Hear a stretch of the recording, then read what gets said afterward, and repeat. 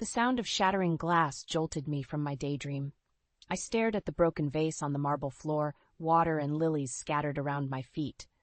My hands trembled as I bent to clean up the mess, my mind racing with the conversation I'd overheard just moments ago. "Rodney, darling," I'd cooed into the phone earlier. "I was thinking we could have a nice dinner tonight. I'll make your favorite." "Not tonight, Jenna." He'd cut me off. His voice clipped. "I've got a late meeting. Don't wait up."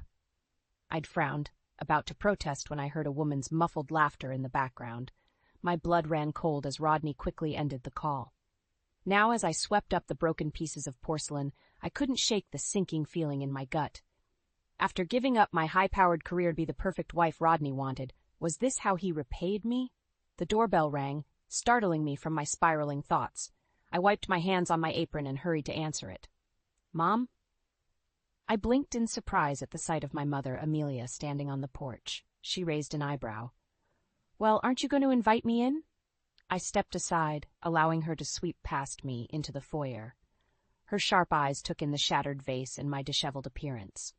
"What's wrong, Jenna?" she asked, her tone softening. "You look like you've seen a ghost." I hesitated, unsure how to voice my suspicions. It's Rodney," I finally managed. "I think he might be—" The words caught in my throat, but Mom's eyes narrowed in understanding. "Cheating?" she finished for me. I nodded, feeling tears prick at the corners of my eyes. Mom's lips thinned into a hard line. "That bastard," she muttered. "I never liked him, you know. Always thought he was too slick for his own good." "Mom," I protested weakly, "we don't know for sure." "Oh, please," she scoffed. "A woman knows these things, Jenna. You're not stupid. What did you hear?" I recounted the phone call, my suspicions growing with each word. Mom listened intently, her expression darkening.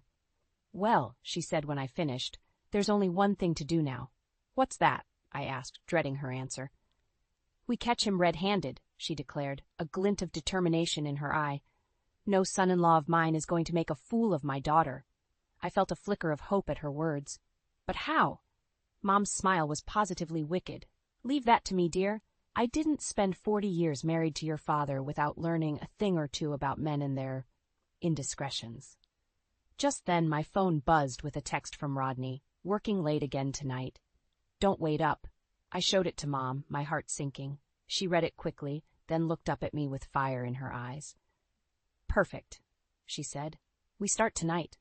As we began to plot, I felt a strange mix of excitement and dread. Was I really ready to uncover the truth about my marriage? And if Rodney was cheating, what would I do? The sound of a car pulling into the driveway interrupted our scheming. Mom and I exchanged a panicked look. "Rodney's home early," I whispered. Mom squeezed my hand. "Remember, act natural. We'll figure this out together." As the key turned in the lock, I took a deep breath and plastered on a smile. Whatever happened next, I knew one thing for certain. My life was about to change forever. I drummed my fingers on the steering wheel. My nerves frayed as I pulled into the parking lot of Hawkeye Investigations. The neon sign flickered ominously in the twilight, matching the churning in my stomach. "You're doing the right thing, Jenna," I muttered to myself, gathering the courage to step out of the car. The bell above the door jingled as I entered the dingy office. A grizzled man with a 5 o'clock shadow looked up from his desk, eyeing me warily. "Can I help you, ma'am?" I swallowed hard. I need to hire a private investigator." He gestured to the chair across from him. As I sat, he introduced himself as Frank Hawkins. "So what seems to be the problem?" he asked, leaning back in his creaky chair. I took a deep breath. "I think my husband is cheating on me." Frank's expression didn't change as he pulled out a notepad. "Tell me everything." As I recounted the suspicious phone calls, late nights at the office, and the woman's laughter I'd overheard, Frank jotted down notes. When I finished, he looked up at me with a grim expression. "I'll take the case, Mrs. Lane, but I have to warn you, you might not like what I find." I nodded, my throat tight. I need to know the truth. After discussing rates and logistics, I left the office feeling both relieved and terrified. As I drove home, my phone buzzed with a text from Rodney. "Great news. Found the perfect house. Can't wait to show you tomorrow." My heart sank. How could he be planning our future while potentially destroying our marriage? The next day, Rodney practically bounced with excitement as we pulled up to a charming 2-story home in an up-and-coming neighborhood. "What do you think?" he asked, grinning like a schoolboy. I forced a smile. "It's lovely, dear." As we toured the house, Rodney rattled off its features: gleaming hardwood floors, a gourmet kitchen, a spacious master suite. But all I could think about was whether he planned to bring his mistress here. "We could start a family in this house," Rodney said softly, wrapping his arms around me from behind. I stiffened, guilt and anger warring inside me. "About that," I began, turning to face him, "I think we should see a fertility specialist before we make any big decisions." Rodney's brow furrowed. "Why? We're both young and healthy." It's been a while, and nothing's happened," I explained, hating the lie but needing answers. "I want to make sure everything's okay." He hesitated, then nodded. "All right, if it'll make you feel better." As we left the house, my phone buzzed. It was a text from Frank. "Got some preliminary info. Meet tomorrow?" My stomach clenched. "Everything okay?" Rodney asked, noticing my expression. I plastered on a smile. "Just Mom checking in. So about this house." We spent the drive home discussing finances, with Rodney assuring me we could afford it with the savings I'd been squirreling away. Little did he know, those savings might soon become my lifeline. That night, as Rodney slept peacefully beside me, I lay awake, my mind racing. What would Frank's investigation reveal? And if Rodney was cheating, could I really go through with buying this house, knowing our marriage was built on lies? Just before dawn, I made a decision. I'd go through with the house purchase. It was a solid investment, affair or no affair. But I'd also start preparing for the worst. As the first rays of sunlight peeked through the curtains, I slipped out of bed and headed to the home office.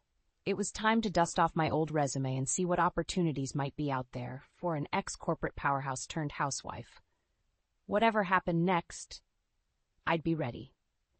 Rodney Lane might think he held all the cards, but he was about to learn that his perfect little housewife had a few tricks up her sleeve.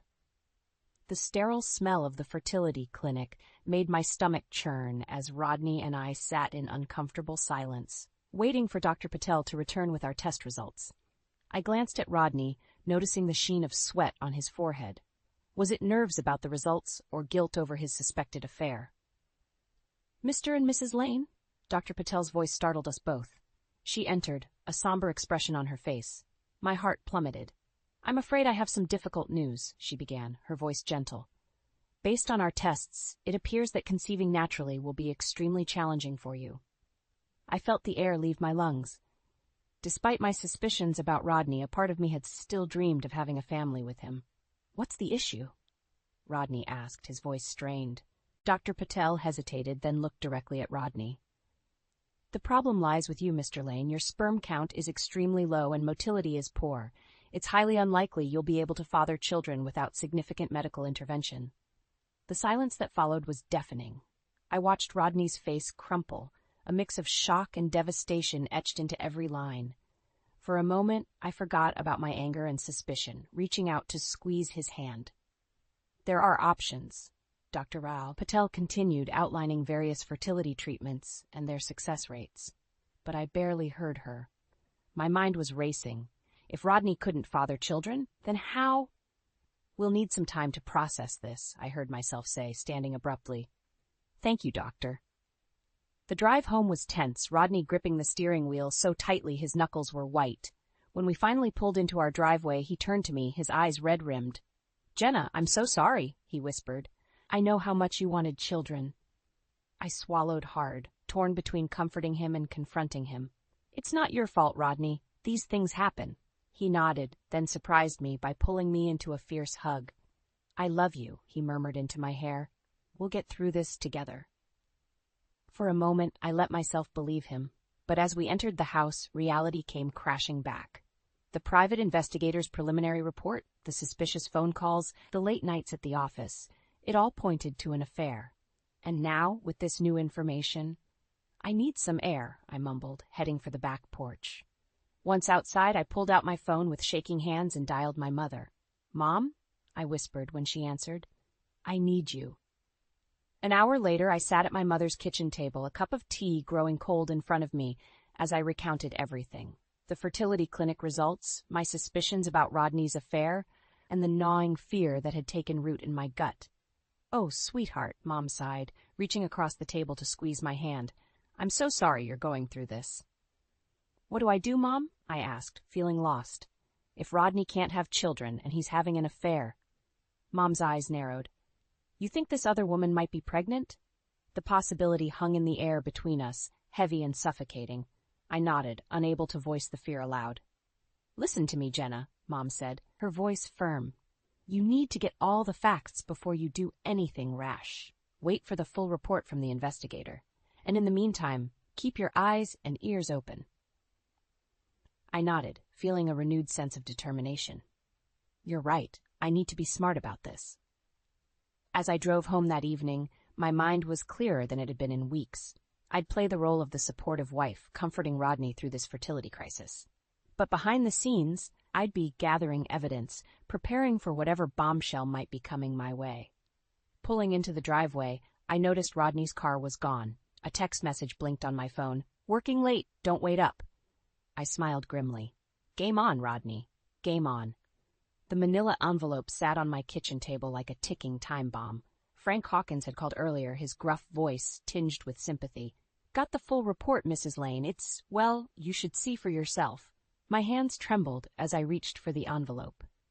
Taking a deep breath, I pulled out the contents, a stack of photos and a detailed written report.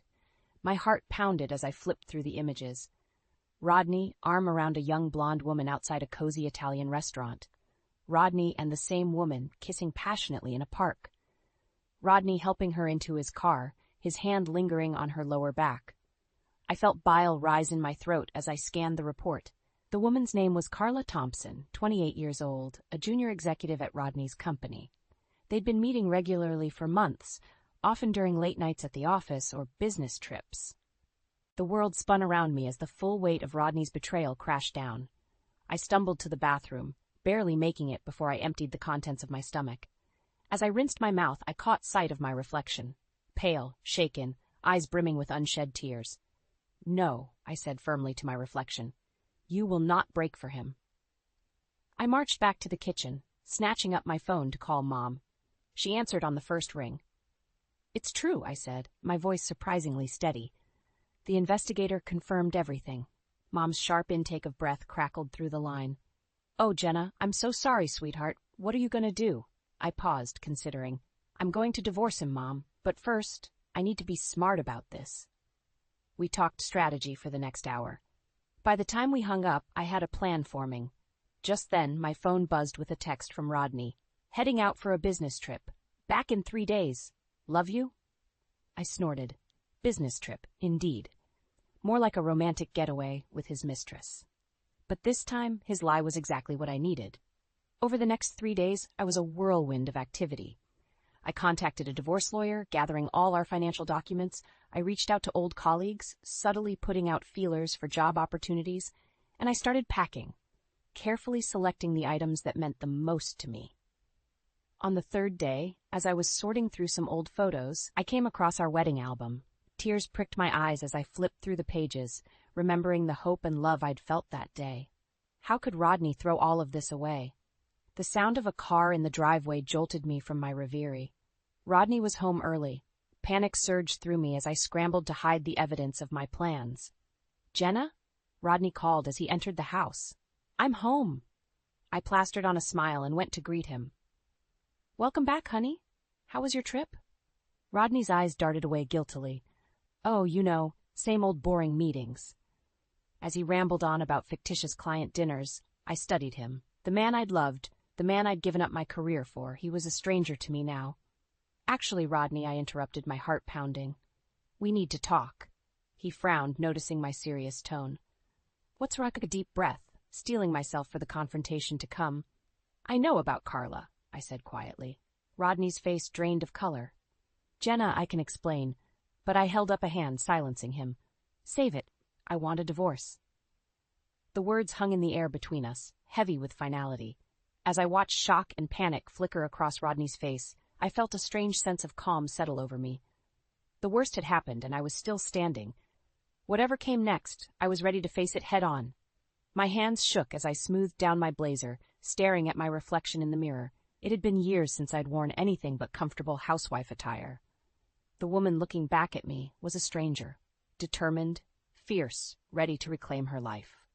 "You've got this, Jenna," I whispered to myself, grabbing my portfolio and heading out the door. The small accounting firm, Greenwood & Associates, was a far cry from my former corporate glory days. But it was a start. As I sat in the waiting room, my mind raced with a mixture of excitement and terror. Could I really do this? Jump back into the workforce after years of being a housewife? "Mrs. Lane?" A kind-faced woman appeared. "Mr. Greenwood will see you now." The interview was a blur of questions about my past experience, my skills, and the gap in my resume. I explained my situation as diplomatically as possible, leaving out the sordid details of Rodney's betrayal. "Well, Mrs. Lane," Mr. Greenwood said, leaning back in his chair, "your experience is impressive, but I'll be honest. That gap in your employment is concerning." My heart sank, but I refused to give up. "Mr. Greenwood, I understand your concern, but I can assure you my skills haven't diminished. In fact, managing a household budget and investments has only sharpened my financial acumen. Give me a chance, and I'll prove my worth." He studied me for a long moment, then nodded. "All right, Mrs. Lane, we'll start you on a probationary period. Welcome to the team." Relief and joy washed over me as I shook his hand. "Thank you, sir. You won't regret this." As I left the office, my phone buzzed. It was a text from Rodney.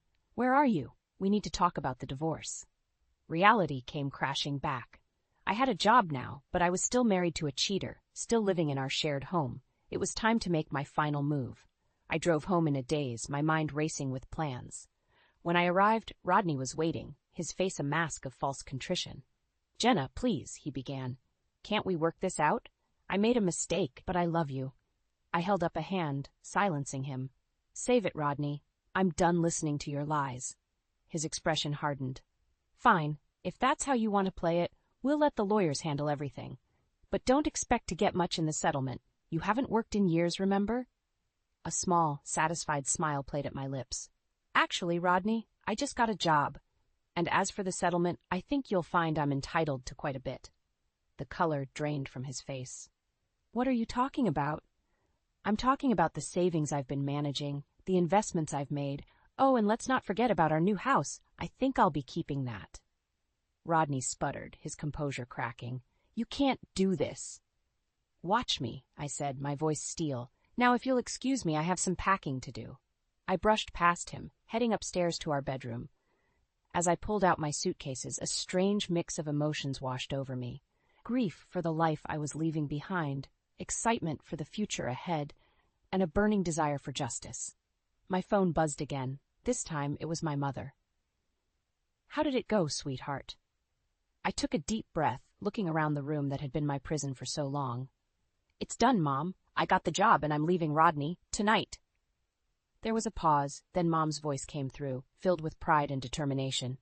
"That's my girl. I'm on my way to help you pack. It's time to start your new life, Jenna." As I hung up, I caught sight of myself in the mirror again. This time, I recognized the woman staring back at me. Strong, resilient, ready to face whatever came next. Let Rodney have his affair. I had a whole new life waiting for me, and I was ready to seize it with both hands. The front door slammed open, jolting me from my packing. Rodney's voice boomed through the house. "Jenna, where are you?" I froze, my heart pounding. This wasn't how it was supposed to go. I was meant to be gone before he returned from his business trip. Steeling myself, I descended the stairs. The sight that greeted me in the living room knocked the wind out of me. Rodney stood there, his arm wrapped possessively around a young blonde woman. Carla, I presumed. Her hand rested on a slightly swollen belly. "Well, well," Rodney sneered. "Looks like the little housewife is trying to run away." I straightened my spine, refusing to be intimidated. "I'm not running, Rodney. I'm leaving. There's a difference." Carla giggled, the sound grating on my nerves. "Oh, honey," she cooed. "Did you really think you could just walk away after everything Rodney's done for you?" Rage bubbled up inside me. "Everything he's done for me? You mean like cheating on me? Lying to me? Making me give up my career?" Rodney's face darkened. "That's enough, Jenna. We're here to settle this like adults. I want a divorce." The words hung in the air, even though I'd been expecting them. "Fine," I said, my voice steadier than I felt. Let's talk terms. Rodney's lips curled into a smug smile. It's simple. You'll get a modest alimony. After all, I've been the breadwinner all these years. You should be grateful for anything you get. I bit back a laugh. If only he knew. Oh, and one more thing, Carla chimed in, her hand caressing her belly. We'll be needing the house. For the baby, you understand. The room spun around me. A baby. The one thing Rodney and I could never have. The betrayal cut deeper than I thought possible. You can't be serious, I whispered. Rodney shrugged. It is what it is, Jenna. Carla and I are starting a family. You had your chance. Something inside me snapped. Years of pent-up frustration, anger, and hurt came pouring out. My chance? You mean in the years I spent supporting you, managing our home, investing our money? The career I gave up because you insisted on having a traditional wife? And now you waltz in here with your pregnant mistress and expect me to just roll over? Rodney's face flushed with anger. Watch it, Jenna. Remember who holds the purse strings here. I laughed then, a sharp, bitter sound. Oh, Rodney, you have no idea, do you? Confusion flickered across his face. What are you talking about? I took a deep breath, savoring the moment. I'm talking about the fact that I've been managing our finances for years. Those investments you never bothered to look at, they've tripled in value. That little savings account, it's not so little anymore. Rodney's jaw dropped. Carla looked between us, her smug expression faltering. And as for the house, I continued, I think you'll find that I'm entitled to half of everything, including that. So no, you won't be moving your little mistress in here. You're bluffing, Rodney sputtered. I smiled, feeling a surge of power. Am I? Why don't we let the lawyers sort it out? I'm sure they'll be very interested in how you've been misappropriating company funds to finance your affair. The color drained from Rodney's face. You wouldn't dare. Try me, I said, my voice steel. For a moment we stood there, the air crackling with tension. Then Rodney grabbed Carla's arm. We're leaving. This isn't over, Jenna. As the door slammed behind them, I sank onto the couch, my legs shaking. I'd done it. I'd stood up to Rodney, to Carla, to the life that had been suffocating me for years. But as the adrenaline faded, fear crept in. Rodney wouldn't go down without a fight. And now, with a baby on the way, the stakes were higher than ever. I reached for my phone, dialing my mother's number. Mom, I said when she answered, my voice breaking. I need your help. It's time to finish this. The conference room felt suffocating as I sat across from Rodney and his shark of a lawyer. My own attorney, a sharp-eyed woman named Gloria, sat beside me, her presence a comforting anchor in the storm. Let's get this over with, Rodney growled, his eyes never meeting mine. I took a deep breath, steeling myself for the battle ahead. Fine. Let's talk about the house first. Rodney's lawyer leaned forward, a predatory gleam in his eye. Mr. Lane is willing to be generous. He'll allow you to stay in the house for 6 months. Get back on your feet. I couldn't help but laugh, the sound brittle and harsh. Get back on my feet. That's rich coming from you, Rodney. Tell me, how's Carla enjoying my home? Rodney's face flushed red. Leave her out of this. Gentlemen, Gloria interjected smoothly. Let's focus on the facts. The house was purchased with joint funds, and Mrs. Lane has been managing the household finances. She's entitled to her fair share. Rodney's lawyer scoffed. Fair share? She hasn't worked in years. What could she possibly contribute? I felt a surge of anger, but Gloria's hand on my arm kept me grounded. Actually, she said, sliding a folder across the table, Mrs. Lane has been quite busy. These are records of all the investments and savings she's managed over the years. The room fell silent as Rodney and his lawyer pored over the documents.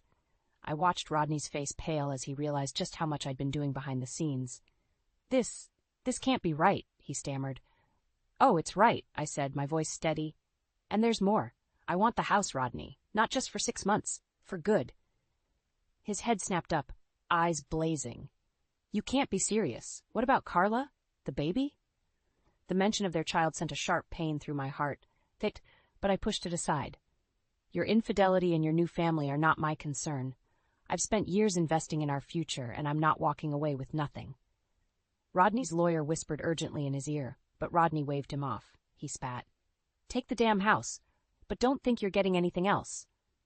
I exchanged a glance with Gloria, who nodded encouragingly. Actually, Rodney, there's one more thing. I want half of everything. including your company stocks. The color drained from Rodney's face. You can't touch those. They're in my name. Gloria cleared her throat. Actually, Mr. Lane, given the length of your marriage and Mrs. Lane's contributions to the household, she's entitled to an equitable distribution of all marital assets, including your stocks. Rodney leapt to his feet, his chair clattering to the floor. This is insane. I won't let you ruin me. I stood slowly, meeting his gaze. Ruin you? Like you ruined our marriage? Our future? Face it, Rodney. You underestimated me, and now you're paying the price. For a moment, I thought he might lunge across the table at me, but then something in his eyes changed. The fight drained out of him, replaced by a cold, calculating look that sent chills down my spine. You want to play hardball, Jenna? Fine, but remember, I know things about you, too. Things that could make your life very difficult. My heart raced, but I refused to show fear. Is that a threat, Rodney? He smiled, a cruel twist of his lips. Let's call it a promise. You push me too far, and I'll make sure you regret it. As Rodney stormed out of the room, his lawyer scrambling to follow, I sank back into my chair, suddenly exhausted. Gloria squeezed my shoulder reassuringly.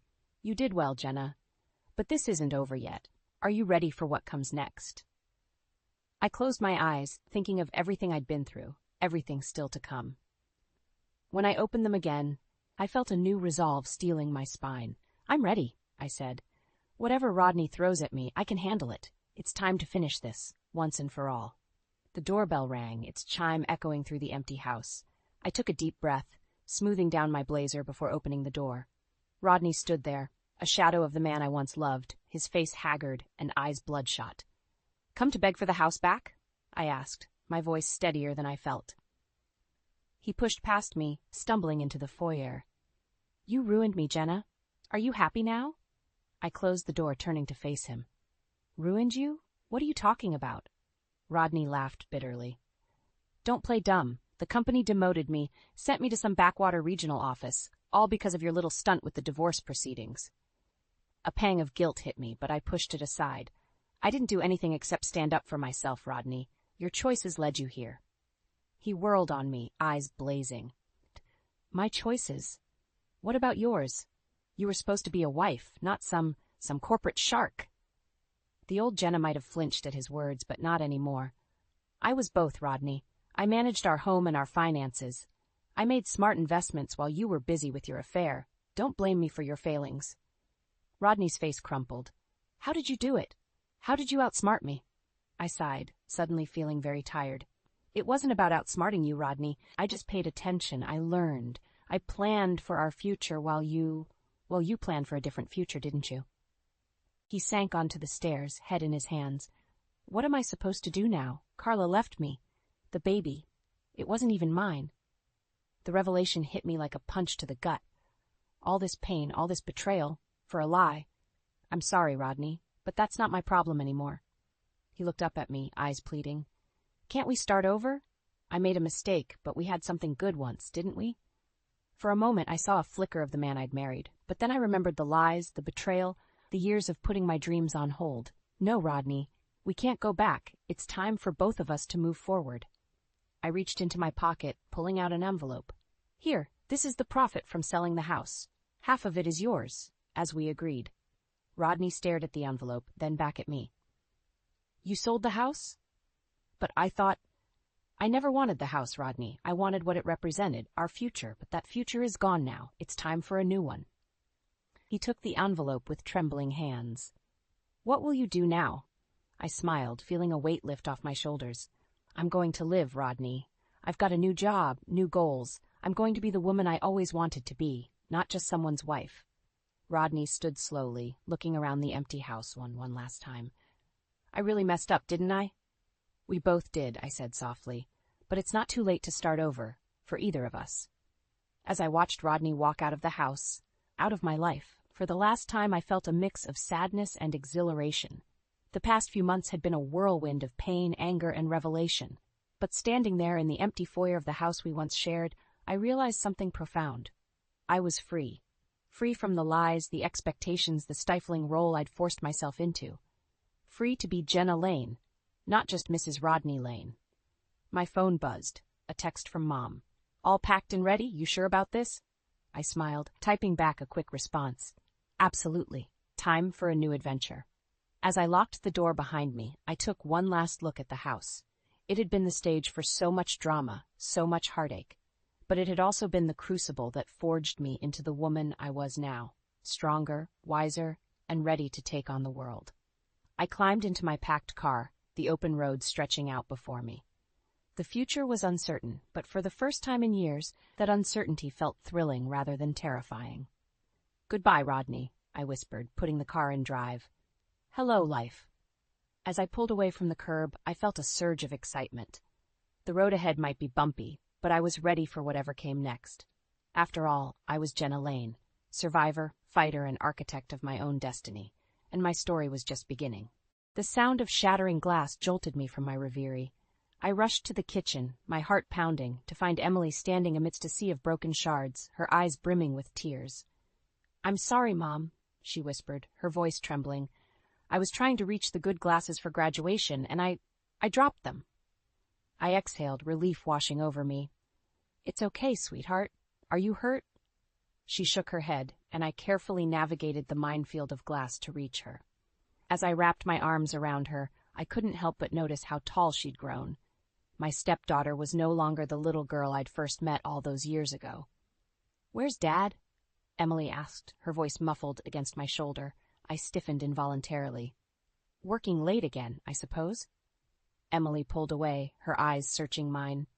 He's been working late a lot lately, hasn't he? Before I could respond, the front door slammed, and Daniel's voice boomed through the house. Evelyn? Emily? Where are you two? I felt Emily tense beside me. In the kitchen, I called out, forcing a cheeriness I didn't feel into my voice. Daniel appeared in the doorway, his tie loosened and his shirt rumpled. His eyes widened as he took in the scene before him. What happened here? Just a little accident, I said, moving to grab the broom. Nothing to worry about. Nothing to worry about? Daniel's voice rose. Those were my grandmother's crystal glasses, Evelyn. How could you be so careless? I froze, broom in hand. I wasn't. It was my fault, Dad, Emily interjected.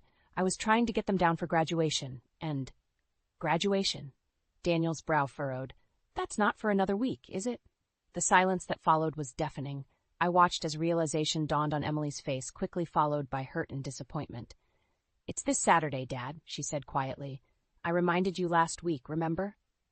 Daniel ran a hand through his hair, looking flustered. Of course, of course.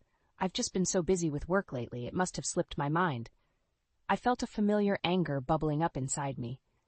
Maybe if you were home more often, these things wouldn't slip your mind, I snapped. Daniel's eyes narrowed. What's that supposed to mean? It means exactly what it sounds like, I retorted, my patience wearing thin. You're never here, Daniel. You're missing everything important in Emily's life. I'm providing for this family, Daniel shouted, his face reddening. Someone has to pay the bills around here. Stop it, Emily cried out, tears streaming down her face. Just stop fighting. The sight of her distress doused my anger like a bucket of cold water. I took a deep breath, trying to calm myself. Emily, sweetie, why don't you go to your room? I'll clean this up. She hesitated for a moment, looking between us before nodding and fleeing the kitchen. As soon as she was gone, Daniel rounded on me. What the hell was that about, Evelyn? Undermining me in front of my own daughter? I met his gaze steadily. Your daughter needs you present, Daniel, not just your money. He scoffed. You don't know what you're talking about. I'm doing everything I can for this family. As he stormed out of the kitchen, I couldn't help but wonder if that was true. The nagging doubts I'd been pushing aside for months came rushing back. Where was he really going all those late nights? Why did he always smell faintly of perfume I didn't wear? I gripped the broom tightly, my knuckles turning white. Something had to change, and soon. For Emily's sake, and for my own. I couldn't shake the feeling that something was terribly wrong. Daniel's late nights had become more frequent, and his excuses increasingly flimsy. It wasn't until Emily approached me one afternoon, her face etched with worry, that my suspicions truly took root. Mom, she said, her voice barely above a whisper, I think Dad's cheating on you. The words hit me like a physical blow. What makes you say that, sweetie? Emily's eyes darted around nervously before she pulled out her phone. I saw a text on his phone last night when he left it on the counter. It was from someone named Stacy. Look. My hands trembled as I took the phone. The message was brief, but damning. Can't wait to see you tonight, handsome? Same place? I felt the blood drain from my face. Oh, Emily, I breathed, pulling her into a hug. I'm so sorry you had to see this. She clung to me tightly. What are we going to do? The question hung in the air, heavy with implications. I took a deep breath, steeling myself. We're going to find out the truth. That night, after Daniel left for another late meeting, I did something I never thought I'd do. I followed him. The guilt gnawed at me as I trailed his car through the city, but it was quickly overshadowed by a growing sense of dread. He pulled up to a small Italian restaurant on the outskirts of town. Through the window, I watched as he greeted a young, blonde woman with a kiss that was far from platonic. My world shattered. I don't remember driving home. The next thing I knew, I was sitting in our driveway, tears streaming down my face. Emily found me there, still clutching the steering wheel. Mom? Her voice broke through my haze. Did you find out? I nodded, unable to speak. Emily climbed into the passenger seat and wrapped her arms around me. We sat there in silence, our shared pain a tangible thing between us. Finally, I found my voice. We can't stay here, Emily, not with him. She pulled back, her eyes wide. What do you mean? I mean we need to leave, start over somewhere new. The words tumbled out, gaining strength as I spoke. You're graduating soon. We could move, find a new place, just the two of us.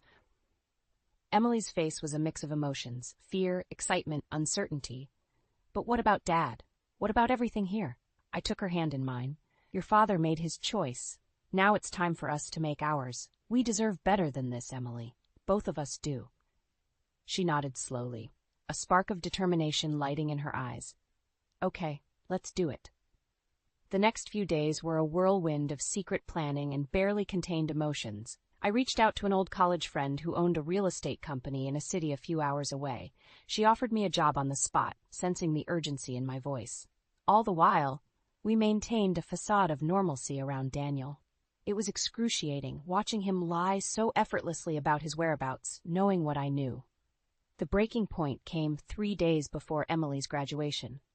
Daniel stumbled in late, reeking of alcohol and perfume. I was waiting for him in the living room. Have a good meeting, I asked, my voice dripping with sarcasm. He froze, his eyes darting around the room. What are you talking about? I stood, my anger finally boiling over. I know about Stacy, Daniel. I know everything. The color drained from his face. Evelyn, I can explain. Save it, I snapped. I don't want to hear your excuses. I want you out of this house, now. He stumbled towards me, reaching out. Please, let's talk about this. We can work it out. I stepped back, my resolve hardening. There's nothing to work out. We're done, Daniel. Emily and I are leaving after her graduation. Don't try to stop us. As I watched him crumble before me, I felt a strange mix of sadness and relief. The life we had built was over, but a new one was just beginning. Emily and I would face it together, stronger for having weathered this storm. I turned and walked away, leaving Daniel standing alone in the wreckage of our marriage. The future was uncertain, but for the first time in years, I felt hope. The morning after my confrontation with Daniel, I woke to find the house eerily quiet. A note on the kitchen counter told me he'd gone to stay with a friend for a few days. I crumpled it up, a mix of relief and anxiety churning in my stomach. Emily padded into the kitchen, her eyes red-rimmed from a sleepless night. Is he gone? I nodded, pulling her into a hug. For now. But we need to move fast, sweetie. Are you sure you're okay with this? She pulled back, her jaw set with determination. I'm sure, Mom. We deserve better. I squeezed her hand, marveling at her strength. All right, then. Let's get to work. The next few days were a whirlwind of activity. I reached out to my old college friend, Sarah, who owned a real estate company in a city 3 hours away. When I explained our situation, she didn't hesitate. Evelyn, I have the perfect position for you, Sarah said, her voice crackling over the phone. We need a new head of marketing, and with your experience, you'd be perfect. When can you start? I felt a weight lift off my shoulders. After Emily's graduation next week. Is that too soon? Not at all. I'll email you the details. And Evelyn, you're doing the right thing. With a job secured, I turned my attention to finding us a place to live. Emily and I huddled over my laptop, scrolling through apartment listings. What about this one? Emily pointed to a cozy 2-bedroom near her new school. I clicked on it, scanning the details. It's perfect, Em. Let's schedule a virtual tour. As we made plans, I couldn't help but feel a twinge of guilt. Daniel had been a part of our lives for so long. Was I doing the right thing, uprooting everything? My doubts were shattered that evening when Daniel came home unexpectedly. The smell of alcohol hit me before I even saw him. Evelyn, he slurred, stumbling into the living room. We need to talk. I stood, putting myself between him and Emily. You're drunk, Daniel. This isn't the time. He lurched forward, grabbing my arm. No, you can't leave me. I won't let you. Emily jumped up, her face pale. Dad, stop it. You're hurting her. His grip tightened, and I winced. Daniel, let go, now. For a moment, I saw a flicker of the man I'd once loved in his eyes. Then it was gone, replaced by anger and fear. He released me, stumbling back. You'll regret this, he muttered, before storming out of the house. As the door slammed behind him, Emily burst into tears. I pulled her close, my own heart racing. It's okay, sweetie. We're okay, I murmured, stroking her hair. She looked up at me, her eyes wide with fear. What if he tries to stop us? I took a deep breath, steeling myself. He won't. I won't let him. That night, after Emily had finally fallen asleep, I sat at the kitchen table, my mind racing. I knew we had to leave sooner than planned. Daniel's outburst had made that clear. I pulled out my phone, dialing Sarah's number. She answered on the second ring. Evelyn? Is everything okay? I took a shaky breath. Sarah, I hate to ask this, but is there any way we could move up my start date? Things have escalated here. There was a pause, and I held my breath. Finally, Sarah spoke. Of course, I'll make it work. Do you need help getting out? Tears of relief stung my eyes. Thank you, and no, I think we can manage. We just need to leave as soon as possible. As I hung up, I heard a noise behind me. Emily stood in the doorway, her face a mix of fear and determination. I heard everything, she said quietly. When do we leave? I stood, crossing the room to embrace her. Tomorrow. We'll leave right after your graduation ceremony. She nodded against my shoulder. Good. I'm ready. As we stood there, holding each other in the quiet kitchen, I felt a surge of love and pride for my brave, resilient daughter. Whatever challenges lay ahead, we would face them together. But first, we had to make it through one last day in this house. One last confrontation with Daniel. The thought sent a chill down my spine, but I pushed it aside. We were so close to freedom. Nothing could stop us now. The morning of Emily's graduation dawned bright and clear, a stark contrast to the turmoil churning inside me. As I helped Emily into her gown, I couldn't shake the feeling that something was about to go terribly wrong. You look beautiful, sweetheart, I said, smoothing down her collar. Emily's smile was tinged with sadness. I wish we didn't have to leave like this, Mom. I cupped her face in my hands. I know, but sometimes we have to make hard choices to protect ourselves. Are you having second thoughts? She shook her head firmly. No, I'm ready. As we drove to the school, I kept glancing in the rearview mirror, half expecting to see Daniel's car following us. But the streets were mercifully empty. The graduation ceremony was a blur of speeches and applause. I spotted Daniel in the crowd, his eyes red-rimmed and his suit rumpled. My heart clenched, but I pushed the feeling aside. We were so close to freedom. As Emily walked across the stage to receive her diploma, I felt a surge of pride and determination. We were doing the right thing. After the ceremony, we made our way through the crowd of well-wishers. I kept Emily close, my eyes scanning for Daniel. Suddenly he appeared in front of us, blocking our path. Congratulations, Emily, he said, his voice strained. I'm so proud of you. Emily tensed beside me. Thanks, Dad. Daniel's eyes locked onto mine. Evelyn, can we talk? Please? I hesitated, torn between the urge to flee and the need to end this cleanly. 5 minutes, Daniel. That's all. We stepped away from the crowd, Emily hovering nervously nearby. Daniel's facade crumbled as soon as we were alone. Please don't do this, Evelyn. I know I messed up, but we can fix this. I'll do anything. I steeled myself against the pain in his eyes. It's too late for that, Daniel. You made your choices. Now I'm making mine. He grabbed my arm, his grip tight. You can't take my daughter away from me. I wrenched free, anger flaring. She's not just your daughter. I've been more of a parent to her than you ever were. Daniel's face contorted with rage. You'll regret this. I'll fight you every step of the way. You'll never get away with. His tirade was cut short by Emily's voice, sharp and clear. "Stop it, Dad! Just stop!" We both turned to see her standing there, tears streaming down her face. "I'm not a child anymore. I can make my own decisions, and I choose to go with Mom.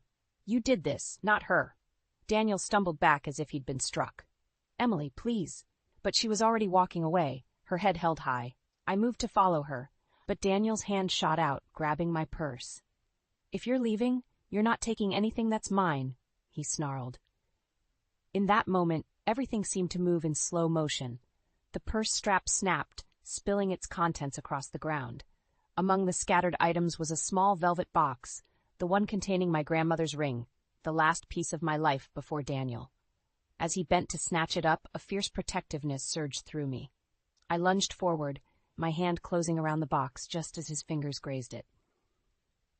"This isn't yours," I hissed, clutching the box to my chest. Our eyes met, and for a moment, I saw the man I'd fallen in love with all those years ago. Then his face hardened, and he straightened up. "Fine," he spat. "Take it. Take everything. But don't think this is over." As he stormed away, I felt a hand on my shoulder. Emily stood beside me, her face a mix of determination and fear. "Are you okay, Mom?" I nodded, my heart racing. "I am now. Let's go home, pack our things, and get out of here." As we walked to the car, I realized that this was it, the point of no return. We were leaving behind everything we knew, stepping into an uncertain future. But looking at Emily's brave face, I knew we could handle whatever came next. We had each other, and that was all that mattered. The day before Emily's graduation, I woke with a start, my heart pounding. Time was running out, and we still had so much to do. I crept downstairs, careful not to wake Daniel, who had finally come home late last night. In the dim light of dawn, I began gathering the last of our important documents: birth certificates, passports, bank statements, anything we'd need for our new life. As I rifled through Daniel's desk, my hands trembling, I stumbled upon something that made my blood run cold. A prenuptial agreement. One I had never seen before, let alone signed. My mind raced as I scanned the document. According to this, if we divorced, I would be entitled to nothing. No alimony, no share of our assets. How could I have missed this? Just then, I heard footsteps on the stairs. Panic surged through me as I quickly shoved the document into my bag and tried to look casual. Daniel appeared in the doorway, his eyes narrowing as he took in the scene. "What are you doing in here so early?" I forced a smile. "Just organizing some papers for Emily's college applications. You know how scattered she can be." He grunted, unconvinced.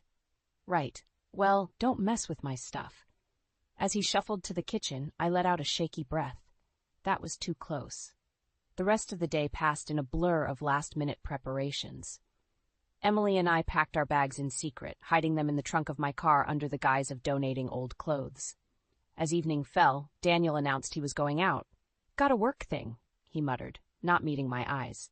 The moment the door closed behind him, Emily turned to me. "Mom, there's something I need to tell you." Her tone sent a chill down my spine. "What is it, sweetie?" She took a deep breath. "I overheard Dad on the phone last night. He knows we're planning to leave. He's going to try to stop us after the graduation ceremony." My mind reeled. How could he know? Had we been too careless? "Did you hear anything else?" I asked, trying to keep my voice steady. Emily shook her head. "Just that he was going to take care of it tomorrow." I sank onto the couch, my head in my hands.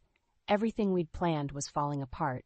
With the prenup I'd discovered and Daniel's knowledge of our escape, we were more trapped than ever. "What are we going to do?" Emily's voice was small, scared. I looked up at her, my brave, beautiful daughter who had already been through so much. In that moment, I knew I had to be strong for her. "We're going to change the plan," I said, my voice firmer than I felt. "We can't wait until after the ceremony. We need to leave tonight." Emily's eyes widened. "But what about graduation? My diploma?" "I know it's not ideal, sweetheart, but your safety is more important than a piece of paper. We can get your record sent to your new school later." She nodded slowly, understanding the gravity of the situation. "Okay, what do we do?" I stood up, my mind racing. "Pack only what you absolutely need. We'll leave in an hour while your father's still out." As Emily hurried upstairs, I pulled out my phone and dialed Sarah's number. "Sarah, it's Evelyn. I hate to ask this, but is there any way we could come tonight? Things have escalated here." There was a pause. Then Sarah's voice came through, warm and reassuring. Of course, Evelyn. I'll have everything ready for you. Just be safe, okay? Tears pricked my eyes. Thank you. We will. I hung up and took a deep breath, steeling myself for what was to come. This wasn't how I'd imagined our fresh start, sneaking away in the dead of night, but sometimes the path to freedom isn't straight or easy. As I began gathering our things, I heard a car pull into the driveway. My heart stopped. Daniel was home early.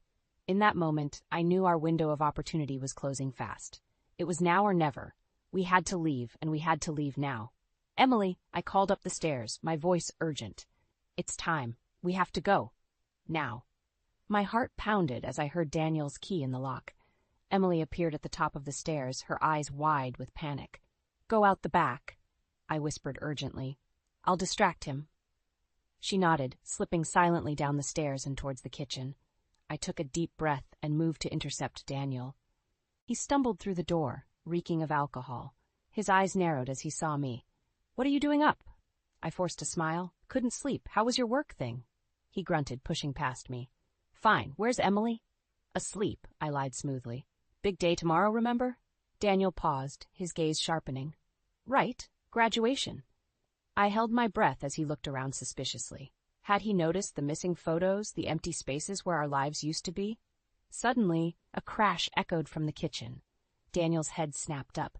What was that? Before I could stop him, he was striding towards the sound. I followed, my heart in my throat. We burst into the kitchen to find Emily frozen by the back door, a broken vase at her feet. Her overnight bag was clutched in her hand. Daniel's face contorted with rage. What the hell is going on? Emily's eyes met mine, filled with fear and determination. In that moment, I knew we couldn't run anymore. It was time to face this head on. We're leaving, Daniel, I said, my voice steadier than I felt. It's over. He whirled on me, his fists clenched. Like hell you are. You're not taking my daughter anywhere. Emily stepped forward, her chin raised defiantly. I'm not your property, Dad. I'm going with Mom, and you can't stop us. Daniel's face turned an alarming shade of red. He lunged forward, grabbing Emily's arm. You ungrateful little... I didn't think, I just reacted. My hand connected with Daniel's face with a resounding slap. He staggered back, shock replacing anger. Don't you dare touch her, I hissed. For a moment the kitchen was silent, except for our heavy breathing. Then Daniel straightened, a cold smile spreading across his face. You think you can leave? Good luck with that. He pulled out his phone, waving it tauntingly.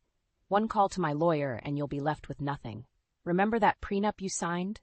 My blood ran cold. The prenup I'd found earlier, the one I'd never actually signed. He was bluffing, but Emily didn't know that. I saw the doubt flicker in her eyes. Mom? I took a deep breath. This was it, the moment that would define our future. I could cave to Daniel's threats, stay in this toxic marriage for financial security, or I could take a leap of faith, trusting in the strength Emily and I had built together. You're right, Daniel, I said calmly. I might walk away with nothing material, but I'll have what matters most, my integrity and my daughter.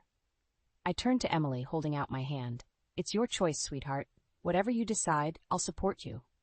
The seconds stretched like hours as Emily looked between us. Then, with a resolute nod, she took my hand. Daniel's facade cracked. You can't do this. I'll fight you every step of the way. Save it for the lawyers, I cut him off. We're done here. As we walked out the front door, Daniel's threats fading behind us, I felt a weight lift from my shoulders. The road ahead was uncertain, but for the first time in years, I felt truly free. Emily squeezed my hand as we got into the car. Are you sure about this, Mom? What if he's right about the prenup? I started the engine, a small smile playing on my lips. Let's just say I have a few surprises of my own. Now, how about we go make that graduation ceremony? As we drove away from the house that had been our prison for so long, I knew the hardest part was yet to come. But with Emily by my side, I was ready to face whatever challenges lay ahead. The sun was just peeking over the horizon as we hit the highway, painting the sky in hues of hope. It was a new day in more ways than one, and we were finally, truly, on our way to a better life. The key turned in the lock of our new apartment, and as the door swung open, I felt a rush of emotions, relief, excitement, and a lingering fear that this was all too good to be true. Emily stepped in behind me, her eyes wide as she took in our new home. "We did it, Mom," she whispered, a smile breaking across her face. I pulled her into a tight hug, feeling the tension of the past few days finally start to ebb away. "We sure did, sweetheart." As we began to unpack our meager belongings, my phone buzzed incessantly. Daniel's name flashed on the screen, along with a barrage of increasingly angry text messages. I silenced the phone, pushing down the guilt and anxiety that threatened to surface. "Is that Dad?" Emily asked, her voice tight. I nodded, forcing a reassuring smile. "Don't worry about it. He'll calm down eventually." But as the day wore on, Daniel's messages became more frantic and threatening. By evening, my phone was ringing nonstop, and I could feel my resolve starting to crumble. "Maybe I should talk to him," I muttered, more to myself than to Emily. She grabbed my hand, her eyes fierce. "No, Mom. Remember why we left. Don't let him manipulate you." I squeezed her hand, drawing strength from her determination. "You're right. We're in this together." Just as we were settling in for our first night in our new home, a loud banging on the door made us both jump. Daniel's voice, slurred and angry, echoed through the apartment. "Evelyn, I know you're in there. Open this door right now." Emily's face drained of color. How did he find us? My mind raced. Had I been careless? Left a trail somehow? The banging intensified, and I could hear our neighbors starting to stir. "Emily, go to your room and lock the door," I said, my voice steadier than I felt. "Call the police." As she disappeared down the hall, I approached the door, my heart pounding. "Daniel, you need to leave. Now." "Not until you open this door and talk to me," he roared. "You can't just take my daughter and run." I leaned against the door, feeling it shake with each of his blows. "She's not just your daughter, Daniel, and we're not coming back. It's over." His voice dropped, taking on a pleading tone that made my stomach churn. "Evelyn, please. I'm sorry. I'll change. We can work this out." For a moment I hesitated. The familiar pull of his manipulations tugged at me, years of conditioning threatening to override my resolve. Then I heard Emily's voice, soft but firm, from behind me. "Mom, the police are on their way. Stay strong." Her words snapped me back to reality. I straightened up, my voice clear and unwavering. "Daniel, I'm not opening this door. If you don't leave now, you'll be arrested." "Is that what you want Emily to see?" There was a long pause, broken only by the sound of approaching sirens. Then, with a final defeated thud against the door, I heard Daniel's footsteps retreating. As the police arrived, taking statements and ensuring our safety, I felt a strange mix of exhaustion and exhilaration. We had faced our final test and come out stronger. Later that night, as Emily slept peacefully in her new room, I sat by the window, watching the city lights flicker. My phone buzzed one last time, a text from Daniel. "I'm sorry. I'll sign the papers. Just take care of her." Tears pricked my eyes as I realized the magnitude of what we'd accomplished. We had broken free, faced our fears, and come out the other side. The road ahead wouldn't be easy, but we had each other, and that was enough. As the first light of dawn broke over the horizon, I felt a sense of peace settle over me. We had weathered the storm, and now, finally, we could begin to rebuild our lives on our own terms. The future was ours to shape, and for the first time in years, I was excited to see what it would bring. The day I served Daniel with divorce papers was the day I truly reclaimed my life. My hands shook as I watched him read through the documents, his face cycling through shock, anger, and finally defeat. "Alimony?" he sputtered, looking up at me with disbelief. "After everything I've done for you and Emily?" I stood my ground, channeling all the strength I'd built over the past months. "Everything you've done? You mean the neglect, the lies, the infidelity?" "Yes, Daniel. Alimony, for the emotional turmoil you've put us through." He slumped in his chair, the fight draining out of him. "You're really going through with this, aren't you?" "I am," I said firmly. "It's time we both moved on." As I turned to leave, Daniel's voice stopped me. "Evelyn, I'm sorry. For everything." I paused at the door, not turning back. "I know, Daniel, but sometimes sorry isn't enough." Walking out of that office, I felt a weight lift off my shoulders. The road ahead wouldn't be easy, but for the first time in years, I felt truly free. Back at our new apartment, Emily was waiting, her face a mix of anxiety and hope. "How did it go?" I pulled her into a hug. "It's done, sweetheart. We're starting our new life on our own terms." Tears welled up in her eyes. "I'm proud of you, Mom. We did it." As we settled into our new routine, challenges arose. There were tight budgets to navigate, a new job for me to adjust to, and Emily's transition to college life. But through it all, our bond grew stronger. One evening, as we sat on our small balcony watching the sunset, Emily turned to me with a serious expression. "Mom, I need to tell you something." My heart skipped a beat. "What is it, honey?" She took a deep breath. "I've been thinking about changing my major. I know we talked about business, but I want to study social work. I want to help other families like you helped us." Tears pricked my eyes as I pulled her close. "Oh, Emily, I'm so proud of you. You follow your heart, always." As the weeks turned into months, our new life took shape. I threw myself into my work, finding a sense of purpose I'd long forgotten. Emily thrived in her studies, her passion for helping others growing with each passing day. Daniel, true to his word, signed the divorce papers without contest. The alimony payments helped ease our financial burden, allowing us to focus on healing and growth. 1 year to the day after we left our old life behind, Emily and I stood in our living room, surrounded by friends from work and school.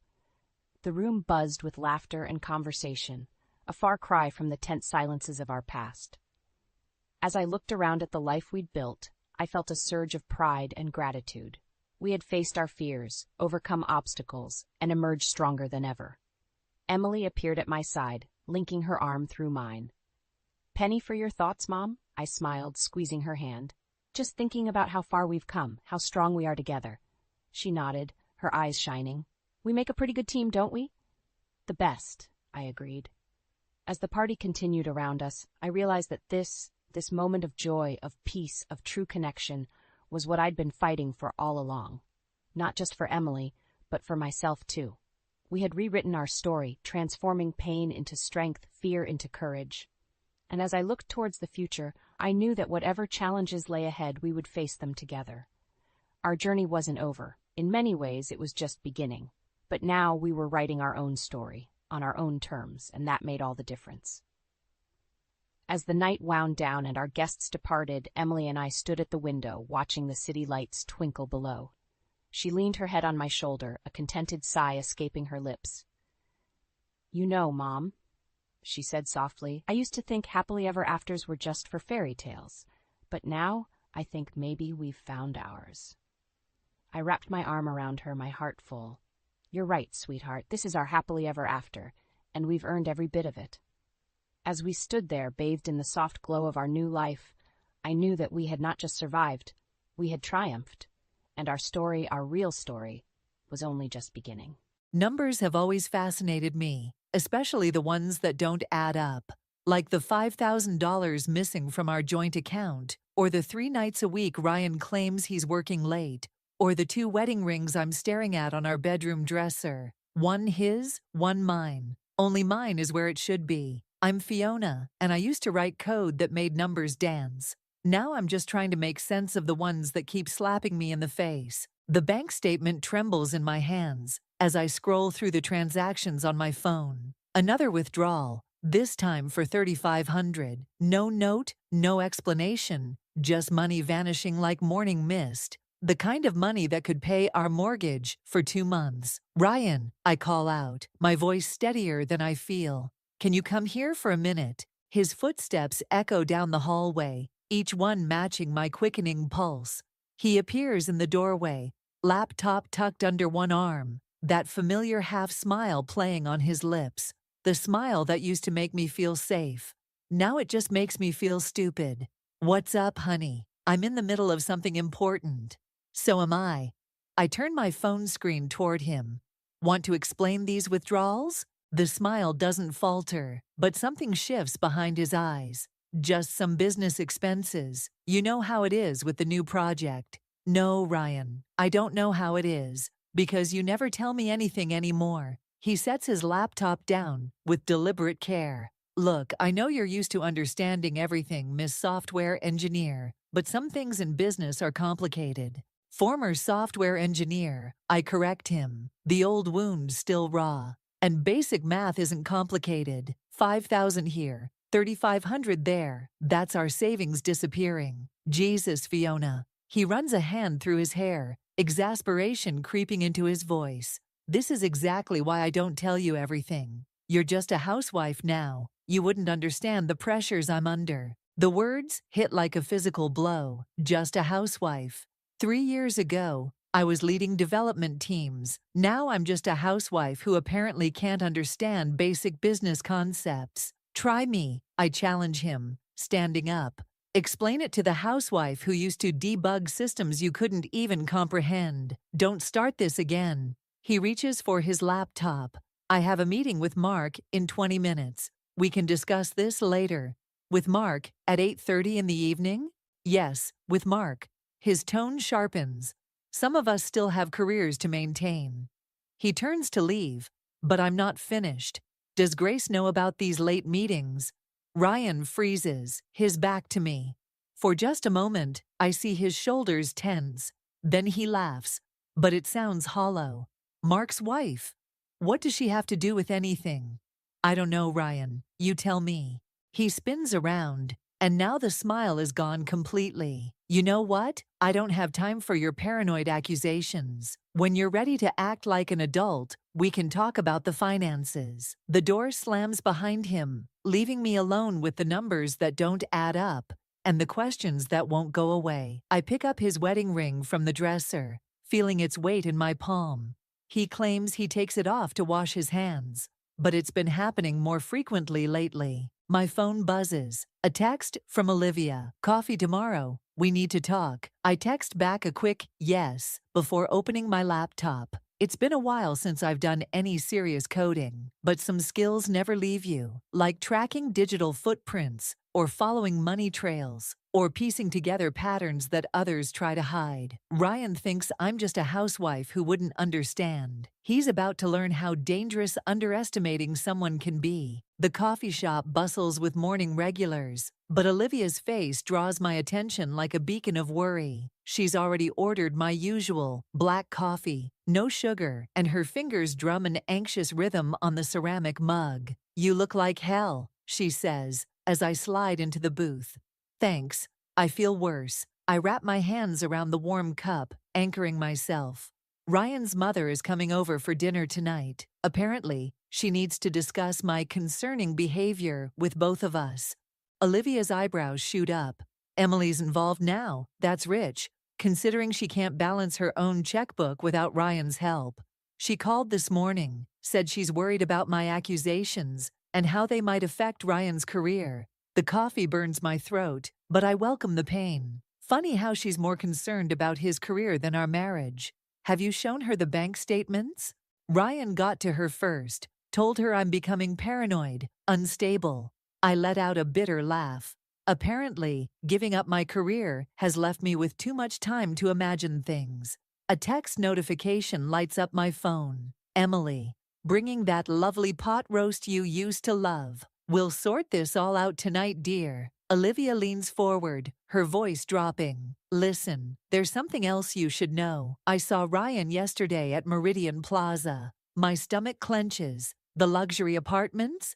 He was with a woman, blonde, expensive clothes, around our age. Olivia hesitates. They looked comfortable together. The description matches Grace Turner perfectly. I've met her twice at company functions, watched her laugh at Ryan's jokes with practiced elegance. Did they see you? No, they were too absorbed in each other. Olivia reaches across the table, squeezing my hand. Fee, you need to protect yourself. Start gathering evidence, documenting everything. I already am. I pull out my laptop, typing rapidly. Remember that tracking app I developed at my old company? I modified it last night. Ryan's phone is already sending me location data. Olivia's eyes widen. Is that legal? It's our shared family plan. His phone is technically joint property. The screen fills with data points, each one a digital breadcrumb. Look at this pattern. Every Tuesday and Thursday, 2-hour stops at Meridian Plaza. The same times he's supposedly meeting with Mark. Exactly. I close the laptop, my mind racing. But Mark's usually at the downtown office on Thursdays. I checked his public calendar. The bell above the coffee shop door chimes, and Emily Carter walks in. Her perfectly coiffed hair and pressed outfit a stark contrast to my hastily thrown together appearance. She spots us immediately, her practiced smile never reaching her eyes. "Fiona, dear, what a lovely surprise." She glides over, ignoring Olivia completely. "I was just shopping for tonight's dinner. You are still planning to be there, aren't you?" "Wouldn't miss it," I reply, matching her tone. "Ryan's so busy lately. It's rare to have him home for dinner." Something flickers across Emily's face, doubt, concern, but it's gone in an instant. "Yes, well, success requires sacrifice. You understood that when you married him." She pats my shoulder condescendingly. "6:30 sharp, dear, we have so much to discuss." After she leaves, Olivia lets out a low whistle. That woman could freeze hell with a smile. She's always been Team Ryan. I start packing up my laptop. But maybe that's exactly what I need tonight. "What are you planning?" Emily prides herself on appearances, on her perfect family image. I stand, shouldering my bag. Let's see how she handles it when that image cracks. "Fee, be careful. Ryan's got her wrapped around his finger." "Maybe," I smile, thinking of the data quietly collecting on my laptop. But even perfect sons make mistakes, and I'm done being the unstable wife who imagines things. Walking home, I check my phone again. Ryan's location blinks steadily at his office, but a quick check of his credit card shows a lunch charge at a restaurant near Meridian Plaza. More numbers that don't add up, more lies piling up like kindling. Tonight, at dinner, I'll strike the first match. Emily wants to discuss my concerning behavior. Fine, let's discuss everything. Every withdrawal, every late meeting, every missing hour. Let's see how many cracks appear in the perfect family facade when the truth starts seeping through. Emily's pot roast sits untouched on my plate, while Ryan regales us with another story about his latest project's success. His mother beams, hanging on every word. But I'm watching his hands. The way his right index finger keeps tapping the stem of his wine glass. A tell he's had since I first met him. And Mark was so impressed with the presentation. He's considering me for the Singapore expansion. Ryan raises his glass. "To new beginnings." "Singapore?" The word drops like a stone in my stomach. "You never mentioned Singapore before." Emily jumps in. "Oh, wouldn't that be wonderful? Such an opportunity for advancement." My phone buzzes quietly in my lap. A notification from my tracking app. Grace Turner's Instagram just tagged a new location, Meridian Plaza. I take a slow sip of wine, letting the pieces click into place. "Speaking of Mark," I say carefully, "how's Grace doing? I heard she's been quite busy lately." Ryan's finger freezes mid-tap. "I wouldn't know. Mark handles most of her social engagements." "Really? Because I heard she's taken quite an interest in real estate. Particularly in Meridian Plaza." The silence that follows is absolute. Emily looks between us, confusion creasing her perfectly maintained facade. "Meridian Plaza, isn't that where that horrible divorce scandal happened last year? The CEO and his secretary." "Mother," Ryan warns, but I'm already pulling out my phone. "Funny you should mention scandals, Emily.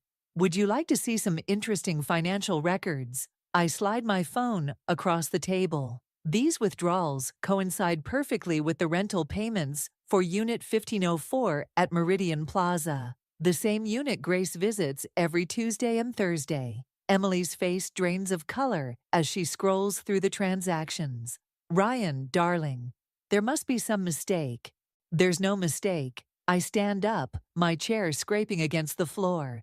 "Your perfect son has been using our savings to fund his affair with his boss's wife. Would you like to see the location data too? Or the credit card statements from all those business dinners?" Ryan slams his hand on the table, making the plates jump. "That's enough. Mother, Fiona's been unstable lately. She's imagining." "Imagining what?" I cut him off. "The lipstick on your collar last week? The mysterious calls you take in the garage? Or maybe I imagined Grace's car leaving Meridian Plaza 10 minutes after you every Thursday."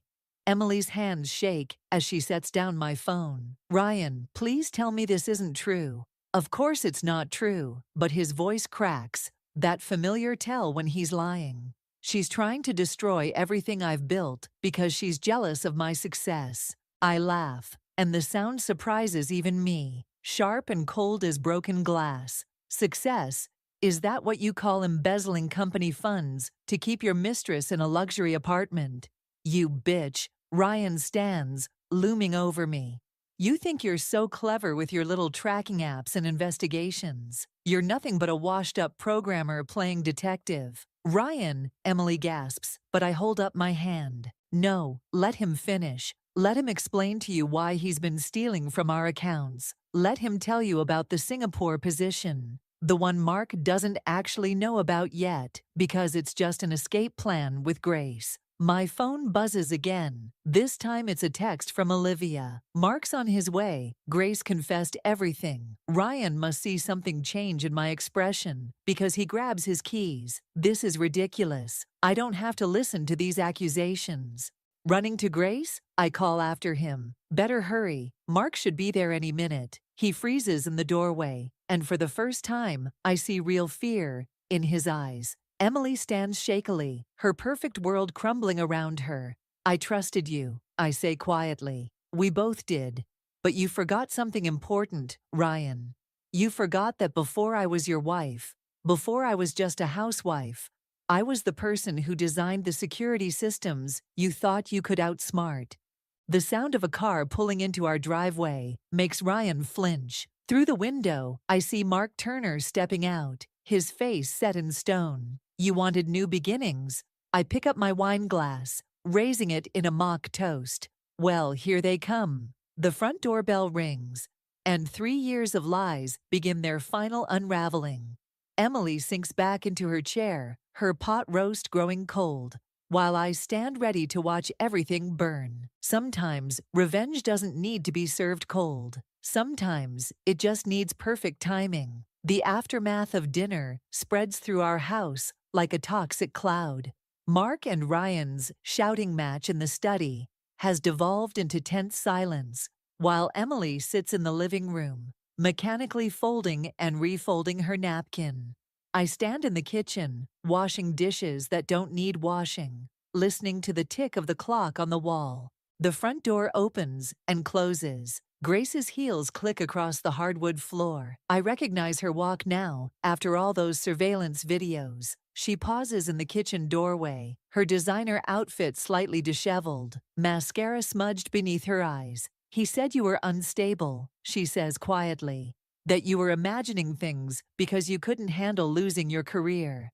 I place another clean plate in the drying rack. Funny how he uses the same lies for everyone. I didn't know about the money. Grace steps closer, her perfume mingling with the dish soap. He told me the apartment was from his bonus. There was no bonus. I turn off the water, finally facing her. Just like there's no Singapore expansion. He's been stealing from both of us. A crash from the study makes us both jump. Emily appears in the doorway, her perfect composure finally cracking. Mark's called the company's legal team. They're pressing charges. The words hang in the air like smoke. Pressing charges. The revenge I wanted now has teeth, and they're sinking deeper than I expected. Fiona. Ryan's voice makes me stiffen. He stands in the kitchen entrance, Mark's looming presence behind him. Tell them you made a mistake. Tell them you misunderstood the transactions. Like you misunderstood your wedding vows. The words come out sharper than I intended. Don't be dramatic. He steps forward, that familiar manipulative smile playing at his lips. We can fix this, together. Remember when we first met, how you said you'd do anything for us? Ryan, Mark warns, but Ryan continues. I can explain everything, the money, Grace, all of it. But I need you to trust me one more time.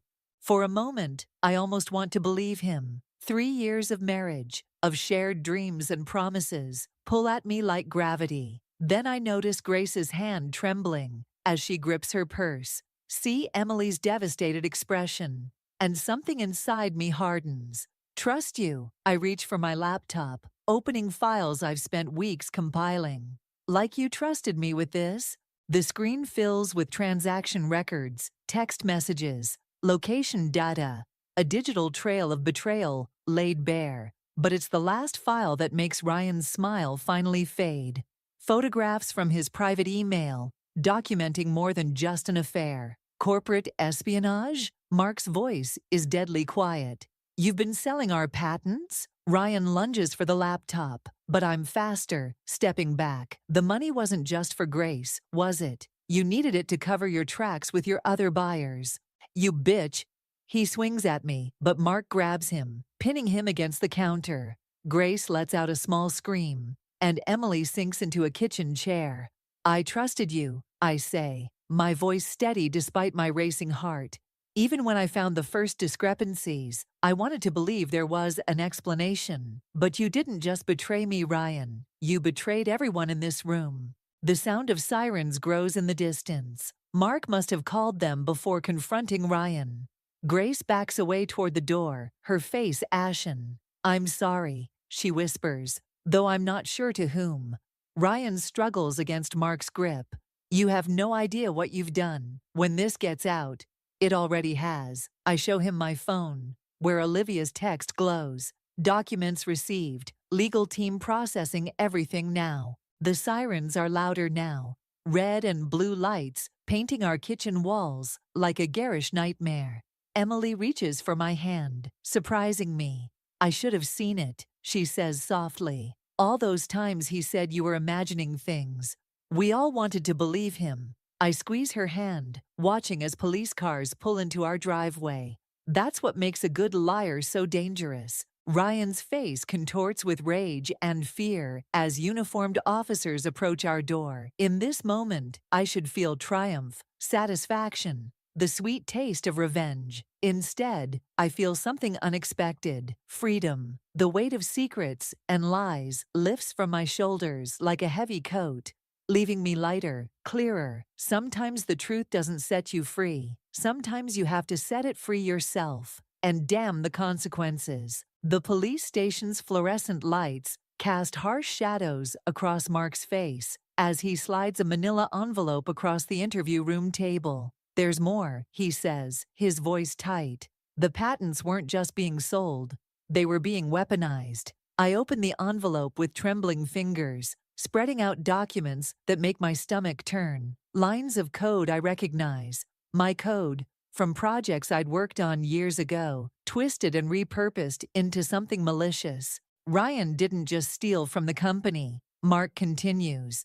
He sold your old security protocols to competitors. They're using them to build backdoors into financial systems. The room suddenly feels too small, too bright. My protocols were defensive. They were meant to protect.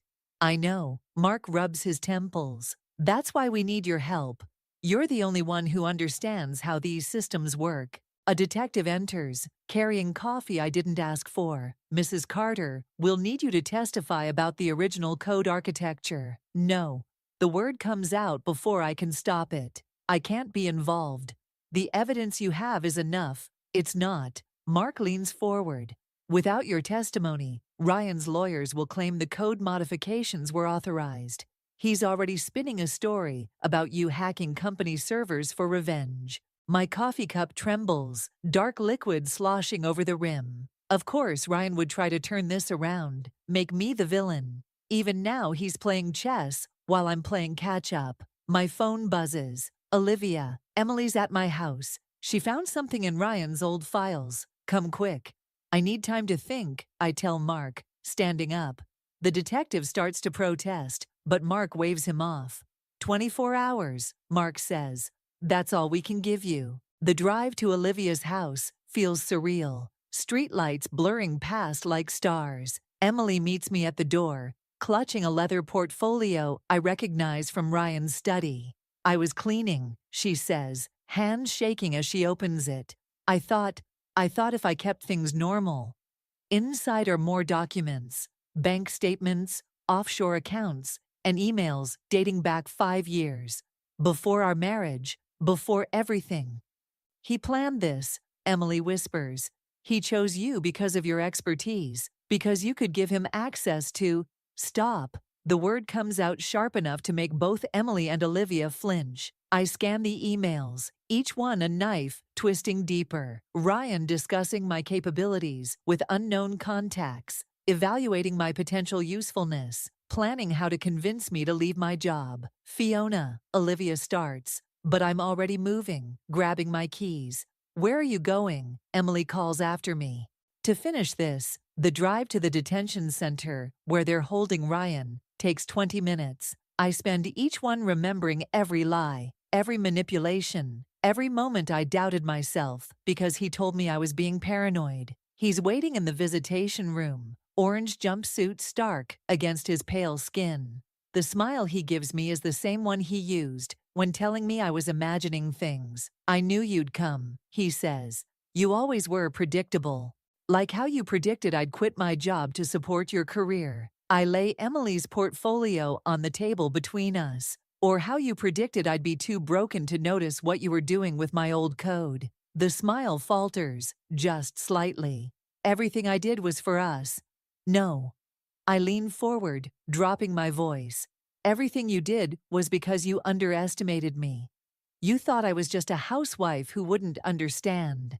Be careful, Fiona. His voice hardens. You're not the only one with evidence. One phone call, and certain people will be very interested in your recent activities. You mean like the tracking software? The financial traces? I smile, and for the first time, I see real fear in his eyes. Go ahead, show them. Every line of code is documented, every access point logged. I learned from the best, after all. Standing, I gather the portfolio. I'm testifying tomorrow, not for Mark, not for the company, but for every person you've manipulated and betrayed. And when I'm done, you won't just lose your freedom, you'll lose your last shred of control. You'll regret this, he calls as I reach the door. You have no idea what you're starting. I turn back, meeting his gaze one last time. No, Ryan, I'm not starting anything. I'm finishing what you began. The door closes behind me with a final click, and I step into the evening air, my path suddenly clear. Sometimes revenge isn't about destroying someone. It's about reclaiming your own power, one truth at a time. The courtroom feels like a trap closing in. Each tick of the wall, clock another tooth in the mechanism. I sit at the witness stand, my carefully prepared testimony crumbling, as Ryan's lawyer circles like a shark that smells blood. Ms. Carter, isn't it true that you developed the original security protocols while employed at TechCore? Yes, and these protocols were company property, correct? His smile reminds me of Ryan's. Practiced, predatory. The base code was. The modifications were made by my client under authorized company directives. He slides a document across to the judge. Exhibit C, Mr. Carter's project authorization, signed by the board. Mark shifts in his seat, his face dark. We hadn't known about this document. Another of Ryan's chess moves, played perfectly. Ms. Carter, the lawyer continues, please explain to the court how you obtained the tracking data on my client's movements. My throat tightens. This is the trap, the one Ryan warned me about. I used a modified version of company proprietary software you no longer had legal access to. The judge leans forward. Ms. Carter, did you illegally access company systems to track your husband? The courtroom spins. Everything I'd built, all the evidence I'd gathered, Ryan's lawyer is turning it against me, piece by piece. I catch Emily's eye in the gallery. She looks away. Your Honor, Mark's lawyer interjects. The defendant's activities were instrumental in uncovering corporate espionage. Ryan's lawyer cuts in smoothly. My client was conducting an authorized internal investigation into security breaches. Ms. Carter's unauthorized surveillance actually compromised that investigation. My hands grip the witness stand. The lie is so perfect, so carefully constructed. Ryan isn't just destroying my credibility. He's rewriting history. Furthermore, his lawyer produces another document. We have evidence that Ms. Carter attempted to access offshore accounts using company resources.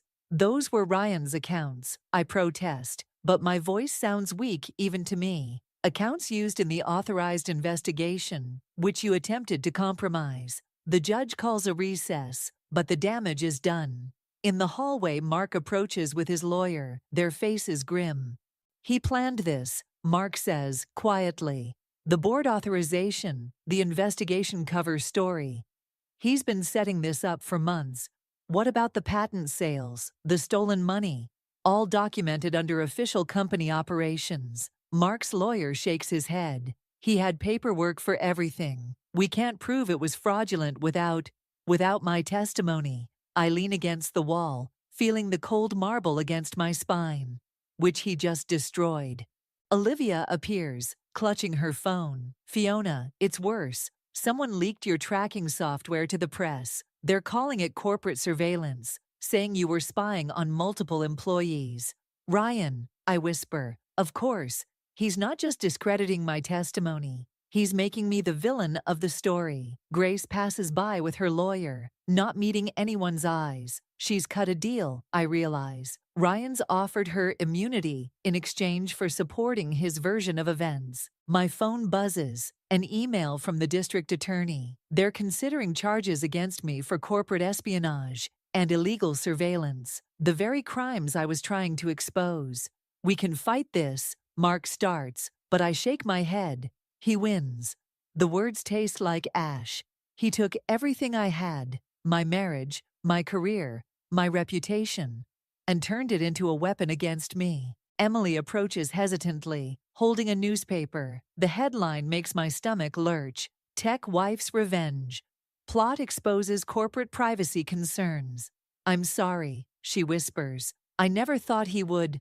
None of us did. I push away from the wall, walking toward the courthouse doors. Outside, reporters wait with cameras and microphones, ready to capture my fall from Grace. Behind me, I hear Olivia calling my name, but I keep walking. 3 years of marriage, 15 years of career experience, a lifetime of trust and justice. All of it lies shattered on the courthouse floor. Ryan's words from the detention center echo in my head. You have no idea what you're starting. He was right. I thought I was fighting for truth, for justice, for revenge. Instead, I walked right into his perfect trap, becoming the villain in his carefully crafted story. The cameras flash as I push through the courthouse doors. Each burst of light, another nail in the coffin of my old life. Sometimes revenge doesn't just fail, it becomes the very thing that destroys you. The USB drive feels impossibly small in my hand as I stand outside Ryan's office. Through the glass walls, I can see him at his desk, basking in his courtroom victory. The security badge clipped to my blouse, courtesy of Mark's last act before his resignation, might be my final chance to set things right. Mrs. Carter, Ryan's assistant, blinks in surprise. I didn't think. It's fine, Sarah. Ryan's voice carries that familiar condescending warmth. Let her in. I think my wife and I are overdue for a chat. The door clicks shut behind me. Ryan leans back, adjusting his tie, the blue one I gave him for our 2nd anniversary. Come to concede defeat properly? Instead of answering, I plug the USB drive into his computer. His smile falters as dozens of windows pop up on his screen. What is this? The truth. My voice stays steady as I perch on the edge of his desk.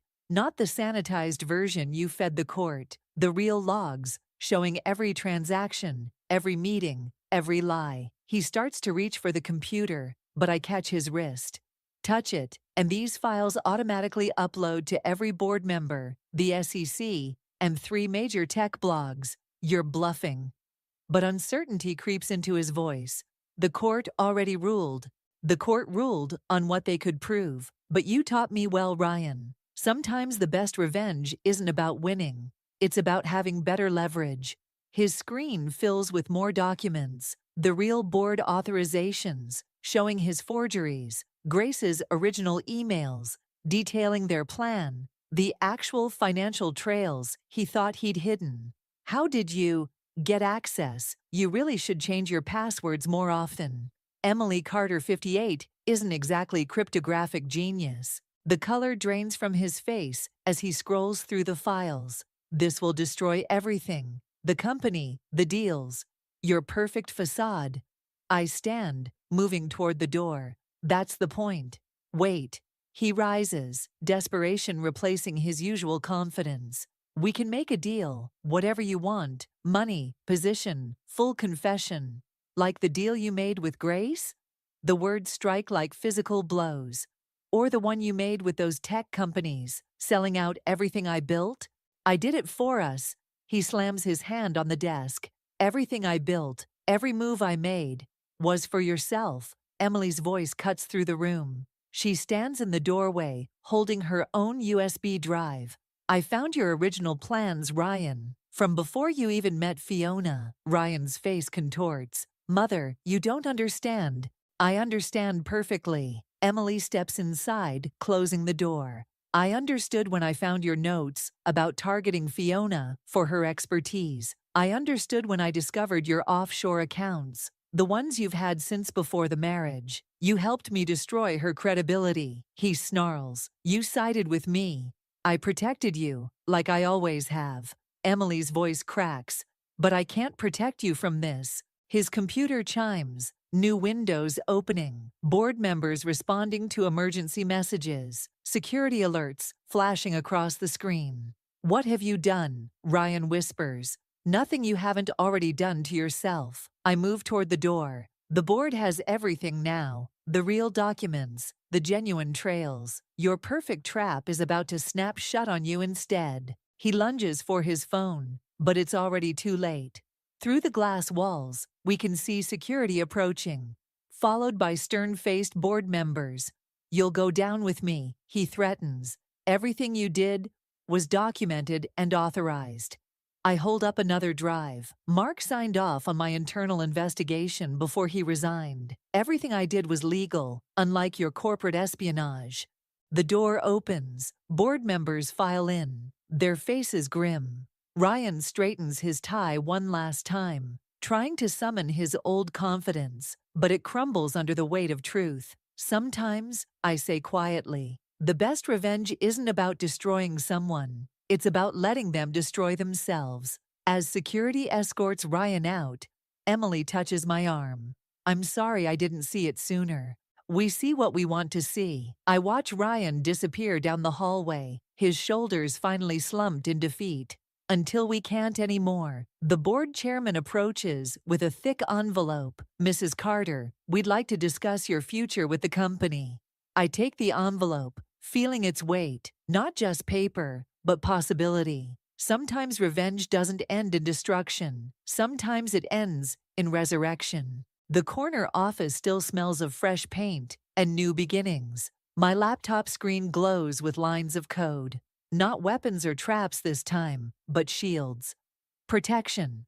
The irony doesn't escape me that I'm rebuilding the very security systems Ryan tried to destroy. A knock at the door interrupts my coding flow. Olivia stands there, holding a newspaper. Thought you might want to see this. The headline reads, Tech executive pleads guilty to corporate espionage. Below it, a smaller headline. Former employee appointed head of security division. Strange, Olivia says, perching on my desk.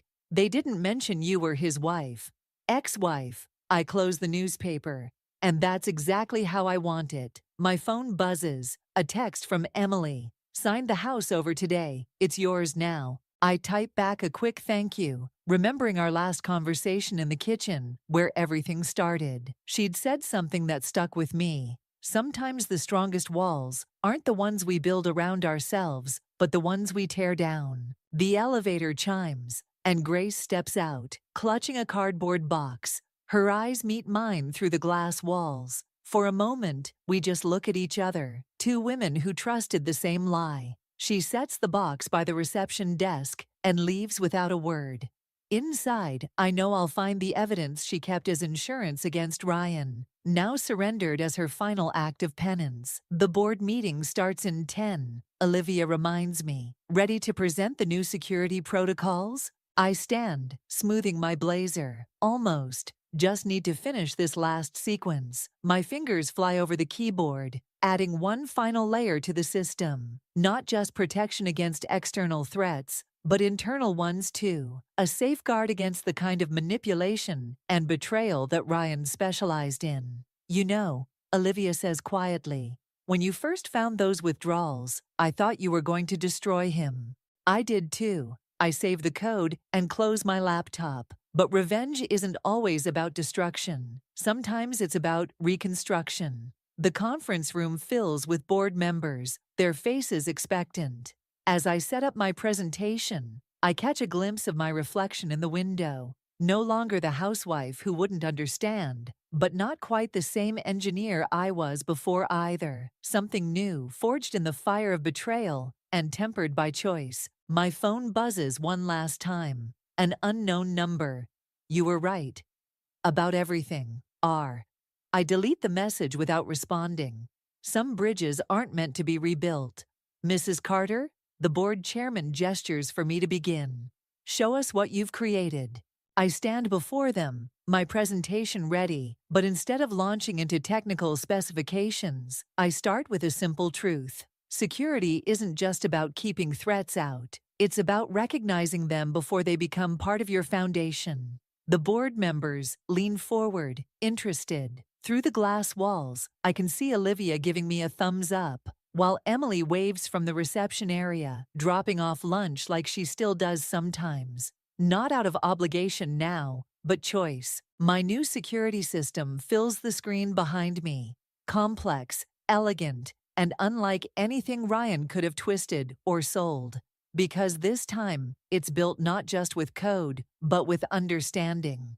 Understanding of how trust can be weaponized, how love can blind, and how strength sometimes means letting go of the very revenge you thought you needed. The system has one unique feature, I explain, pulling up the final screen. It learns from every attempt to breach it, growing stronger not by building higher walls, but by understanding why people try to climb them in the first place.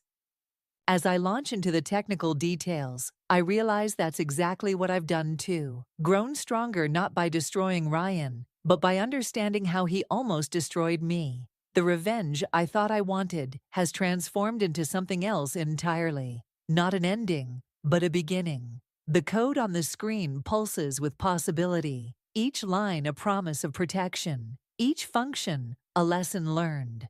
Sometimes the best revenge isn't about getting even. Sometimes it's about getting better. And sometimes, just sometimes, it's about building something so strong that the past becomes nothing more than a shadow against its walls.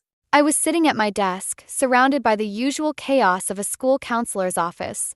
Piles of papers, sticky notes clinging to every surface, and the faint smell of coffee lingering in the air. My day had been the typical blend of teenage angst and administrative tasks when I noticed the envelope. It was plain, unmarked, and sitting atop the stack of college brochures like it had just appeared out of thin air. Curiosity got the better of me. I tore it open, expecting some mundane request or perhaps another reminder about the upcoming parent-teacher night. Instead, I found a typed letter, the words cold and clinical, yet somehow burning into my brain. Your husband, Grant Lawson, is not who you think he is. He's been unfaithful and involved in illegal activities at his restaurant. Be careful. I read it twice, 3 times, each word slicing deeper into the fabric of my reality. My name is Eliza, and at that moment I felt like I was standing on the edge of a cliff, the ground beneath me crumbling away. I shoved the letter into my bag, my hands trembling. The bell rang, signaling the end of the school day, and I mechanically went through the motions of seeing the last few students out. All the while, my mind was racing, trying to piece together the implications of what I had just read. Grant and I had been married for 8 years. He was charming, sure, with that easy smile and those ambitious plans for his restaurant. But lately, there had been late nights, vague explanations, and a growing distance between us that I had chalked up to the pressures of his business. Now I was questioning everything. The drive home was a blur. I parked in our driveway and just sat there, gripping the steering wheel like it was the only thing keeping me tethered to reality. The house was quiet, the kind of quiet that felt heavy, like it was waiting for something to happen. I finally got out of the car and walked inside, the letter still tucked away in my bag, a secret burning a hole through the fabric. I needed to talk to someone who could help me make sense of this mess. Ruby, my best friend, was the first person who came to mind. She had a knack for seeing through the bullshit and telling it like it was. I dialed her number, my heart pounding in my chest. "Hey, Ruby. Can you come over? I need to talk." "Sure thing, Eliza. What's up? You sound off. I'll tell you when you get here. Just please hurry." While I waited, I tried to distract myself by tidying up the living room, but every little thing seemed to remind me of Grant. The framed photo from our wedding, the souvenirs from our travels, even the stupid throw blanket he insisted we needed. It all felt like a lie now. Ruby arrived about 15 minutes later, her expression a mix of concern and curiosity. She took one look at me and knew something was seriously wrong. "Okay, Spill. What's going on?" I handed her the letter, watching her eyes scan the words. Her face shifted from confusion to anger, then to a kind of steely determination that I had always admired about her. "Eliza, this is serious. What are you going to do?" "I don't know, Ruby. I feel like my whole life is a lie. I need to find out if this is true, but I don't even know where to start. First things first, you can't confront Grant until you have proof. If there's one thing I've learned from all those crime shows, it's that you need evidence." Her attempt at humor made me smile, albeit weakly. "Yeah, I suppose you're right. Listen, Eliza, whatever happens, I'm here for you. We'll figure this out together." Her words were a lifeline, a reminder that I wasn't alone in this. But as much as I appreciated her support, I knew that the path ahead was one I had to walk myself. I had to dig deeper, find the truth, and decide what to do with it. As Ruby left, my mind was already racing with possibilities. Who sent the letter? Why now? And most importantly, how much of it was true? I didn't have the answers yet, but I was determined to find them. The evening stretched on, each tick of the clock a reminder of the confrontation that loomed ahead. I knew I couldn't ignore this, couldn't pretend everything was fine. Not anymore. I lay in bed that night, staring at the ceiling, the letter's words echoing in my mind.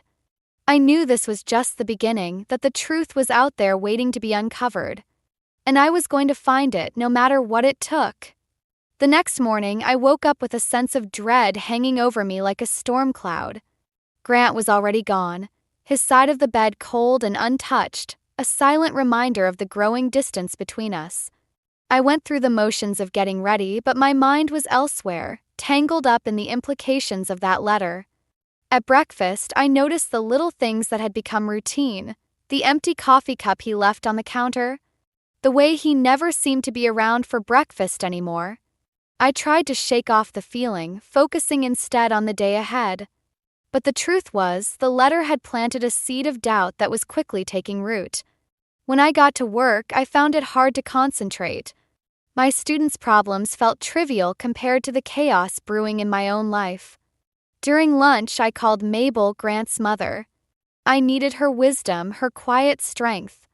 She answered on the second ring, her voice warm and welcoming. "Eliza, dear, how are you?" "I'm managing," I replied, trying to keep my voice steady. "Can we talk? I could really use your advice." "Of course, come by after work. I'll make us some tea." The rest of the day dragged on, each minute a reminder of the conversation I was dreading with Grant. By the time I arrived at Mabel's, I was a bundle of nerves. She greeted me with a hug, her presence instantly calming. As we sat in her cozy kitchen, the smell of chamomile filling the air, I felt a bit of the tension ease. Mabel had that effect on people. "I've noticed Grant's been distant," I began, choosing my words carefully. "And I got this letter. Says he's been unfaithful and involved in some shady business. I don't know what to believe." Mabel's eyes softened with understanding. "Eliza, I've seen this before. Grant's father was much the same, charming, ambitious, but always hiding something. Trust your instincts." Her words were both comforting and unsettling. I had always admired Mabel's ability to see through the facade, but hearing her confirm my fears was like a punch to the gut. "Do you think it's true?" I asked, my voice barely a whisper. "I don't know, dear. But I do know that secrets have a way of coming out. You need to be prepared for whatever you find. Her advice echoed in my mind as I drove home. The house was empty, Grant still at the restaurant, or so he said. I sat on the couch, my thoughts a tangled mess, when Ruby called. "Hey, how are you holding up?" she asked, her voice a lifeline. "I'm okay, I think. I talked to Mabel. She told me to trust my instincts. Smart woman. So, what's your next move?" "I need to confront him, but I want to be sure first. I need proof." "Then let's get you some. I know a guy, Sam Brooks, a private investigator. He's discreet and good at what he does." I hesitated, the idea of spying on Grant feeling both necessary and invasive. But the need for answers outweighed my reservations. "Okay, let's do it." The decision felt like a weight lifted off my shoulders, a step toward clarity in the fog of uncertainty. That evening, when Grant finally came home, I watched him closely, searching for signs of guilt in his easy smile and charming demeanor. "How was your day?" he asked, casually, as if everything was perfectly normal. "Busy, you know how it is," I replied, keeping my tone light, pretending I didn't notice the way he avoided eye contact. As we sat down for dinner, the silence between us was deafening. I wanted to scream, to demand answers, but instead I played along, letting the charade continue for just a little longer. Later, as I lay in bed, Grant asleep beside me, I couldn't help but wonder how well I truly knew the man I had married. Thought was both terrifying and liberating, pushing me further down this path of discovery. The next few days passed in a blur of routine and subterfuge. I met with Sam, who promised to dig into Grant's affairs discreetly. Each day, I juggled the demands of my job with the growing tension at home, the uncertainty gnawing at me like a persistent itch. And then, just when I thought I was beginning to understand the scope of my situation, Mabel called with a revelation that sent my mind spinning. "Eliza, there's something you should know. Grant's father, he had another family. I didn't find out until it was too late. I'm telling you this because I see the same patterns in Grant." Her words were a bombshell, adding a new layer of complexity to an already tangled web. Seemed the past was repeating itself, and I was caught in the middle, struggling to break free. As I hung up the phone, I realized that the foundation of my life was more fractured than I had ever imagined. But with each new revelation, my resolve hardened. I was determined to uncover the truth, no matter the cost. The air felt heavy as I drove to meet Sam Brooks. Private investigator had called earlier, his voice as steady and assured as ever, telling me he had some information. My stomach churned with a mix of dread and anticipation. I had asked for the truth, and now it was time to face it. I met Sam at a small, unassuming cafe on the edge of town. He was already seated at a corner table, a folder in front of him and a cup of black coffee in hand. He nodded as I approached, gesturing for me to sit. "Eliza," he greeted, his tone professional yet kind. "I've got some updates for you." I nodded, trying to keep my nerves in check. "Okay, let's hear it." Sam opened the folder, revealing a series of photographs and documents. "I followed Grant for the past week. He's been meeting with several individuals who have questionable backgrounds. It seems his restaurant is a front for some illegal dealings." My heart sank as I looked at the evidence. There was no denying it now. The man I thought I knew was involved in something dark and dangerous. "And the affairs?"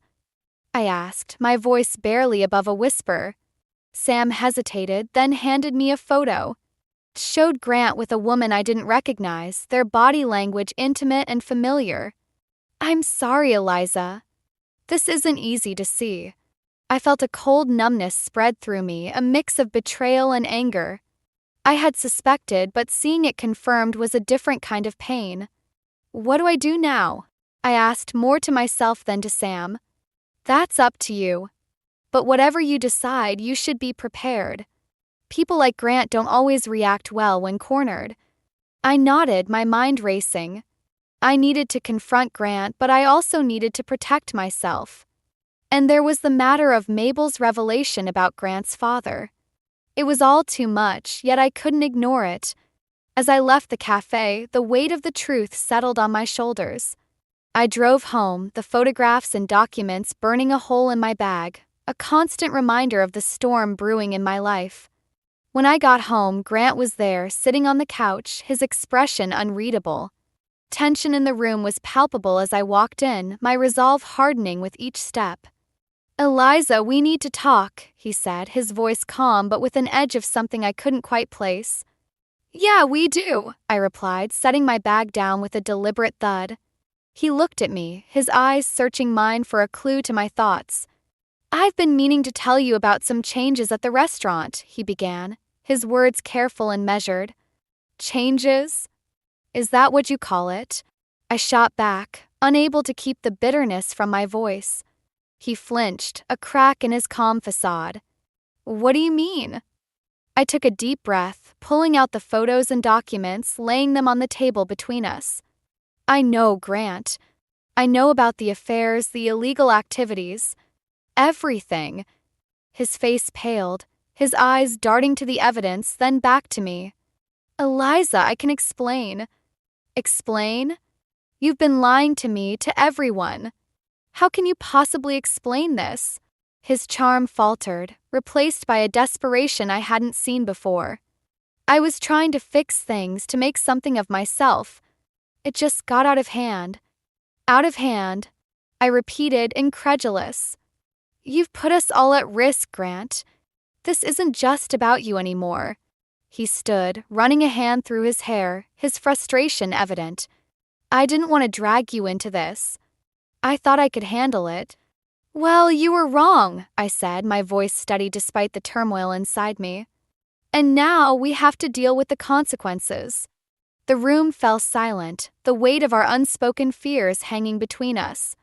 I felt a mix of anger and sadness, the betrayal cutting deeper than I had imagined. Suddenly, the doorbell rang, breaking the tension. I opened it to find Ruby standing there, her expression a mix of concern and determination. "Hey, I thought you might need some backup," she said, stepping inside without waiting for an invitation.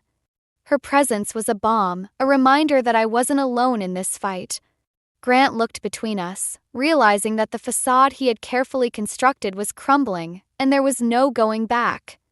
As the evening wore on, the reality of the situation settled in. I knew the path ahead was fraught with challenges, but I also knew I had the strength to face them. This was about more than just uncovering the truth. It was about reclaiming my life, my sense of justice. And as I stood there, surrounded by the remnants of my shattered reality, I felt a flicker of hope. This was just the beginning, and I was ready to see it through to the end. The days following my confrontation with Grant felt like I was living in a haze. Each morning, I woke up hoping it had all been a nightmare, only to find the evidence staring back at me from its hiding place in my closet. I could feel the weight of it pressing down on me, urging me to make a decision. One afternoon, as I sat in my office at the school, my phone buzzed with a message from Mabel. "Can we talk?" "It's important," it read. Her words sent a jolt of anxiety through me. I quickly replied, arranging to meet her at her house after work. When I arrived, Mabel was waiting for me on the porch, her expression serious yet welcoming.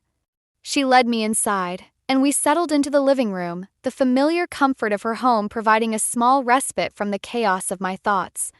"Eliza, I've been thinking about everything," she began, her voice gentle yet firm. "There's something else I need to tell you." I braced myself, knowing that whatever she was about to reveal could change everything once again. "Grant's father wasn't just deceitful with his affairs," Mabel continued, her eyes filled with a mix of regret and resolve. "He was involved in some very dangerous circles. I didn't know until it was too late, and I fear Grant may have followed in his footsteps more closely than I realized." Her words hit me like a tidal wave, the implications crashing over me. The web of lies and deceit was far deeper than I had imagined, and it seemed Grant was entangled in it more than I could have known. "Why didn't you tell me this before?" I asked, trying to keep the accusation out of my voice. "I hoped it wasn't true," Mabel admitted, her eyes downcast. "But seeing how things have unfolded, I can't ignore it any longer. I'm telling you now because I don't want you to make the same mistakes I did." Her confession was both a warning and a plea, urging me to take action before it was too late. I nodded, my mind racing with the possibilities. I needed to protect myself and my future, but how could I do that when the ground beneath me kept shifting? As I left Mabel's house, my phone buzzed again, this time with a call from Ruby. "Hey, I've got something you need to see," she said, her voice tinged with urgency. "Meet me at the park." I agreed, curiosity and apprehension battling within me. When I arrived, Ruby was already there, pacing near the swings, her camera bag slung over her shoulder. "What's going on?" I asked, joining her. She handed me her camera, showing me a series of photos she had taken over the past few days. They showed Grant meeting with a group of men outside his restaurant, their expressions serious and their gestures animated. "I've been keeping an eye on him," Ruby explained, her voice low. "These guys aren't your typical business partners. Something's definitely up." I studied the photos, the pieces of the puzzle clicking into place. It was clear that whatever Grant was involved in, it was bigger than I had anticipated. "Thank you, Ruby," I said, feeling a surge of gratitude for her loyalty and determination. "I don't know what I'd do without you." "We're in this together, Eliza," she replied, her eyes fierce with determination. "Now, what's the plan?" Paused, considering my options. I needed to confront Grant again, but this time with a clearer understanding of the stakes. And I needed to make sure I was protected both physically and legally. As I sat in the park watching the children play, I felt a shift within me. This wasn't just about uncovering the truth anymore. It was about reclaiming my life and ensuring a safe future for myself and the child I might one day have. The thought brought a sense of clarity, a determination to see this through to the end. That evening, I returned home to find Grant waiting for me, his expression guarded. Tension between us crackled like static electricity, unspoken words hanging heavy in the air. "We need to talk," I said, my voice steady despite the turmoil inside me. "About what?" he replied, his tone defensive. "About the men you've been meeting," I said, watching his reaction closely. His eyes flickered with something I couldn't quite place. Fear, perhaps, or maybe realization that his secrets were unraveling. "Eliza, it's not what you think," he began, but I cut him off. "Then tell me what it is, Grant. Because from where I'm standing, it looks like you're in way over your head." He hesitated, the silence stretching between us before finally speaking. "I was trying to help the business, to make it successful. But things got complicated." "Complicated?" Echoed, incredulous. "Grant, you're putting us all at risk. This isn't just about you anymore." Power dynamics between us had shifted, and for the first time I saw a glimpse of vulnerability in his eyes. It was a small victory, but it fueled my resolve to keep pushing forward, to uncover the full extent of his deceit and protect the life I was fighting to reclaim. The days blurred together as I navigated the chaos Grant had brought into our lives. My mind was a whirlwind of plans and fears, each day a new test of my resolve. Mabel and I had begun documenting everything, a paper trail of deceit and betrayal that we hoped would protect us.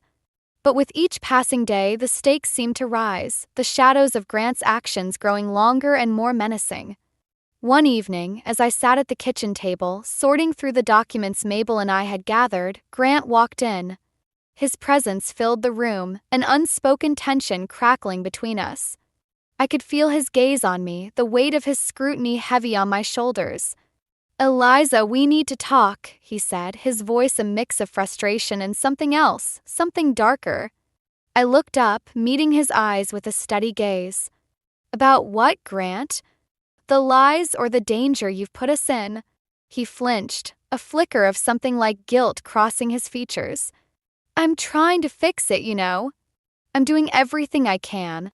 "Are you?" I challenged, standing up and facing him. "Because from where I'm sitting, it looks like you're digging us deeper." Grant's jaw tightened, a muscle ticking in his cheek. "You don't understand, Eliza. It's not that simple." "Then make me understand," I replied, my voice rising.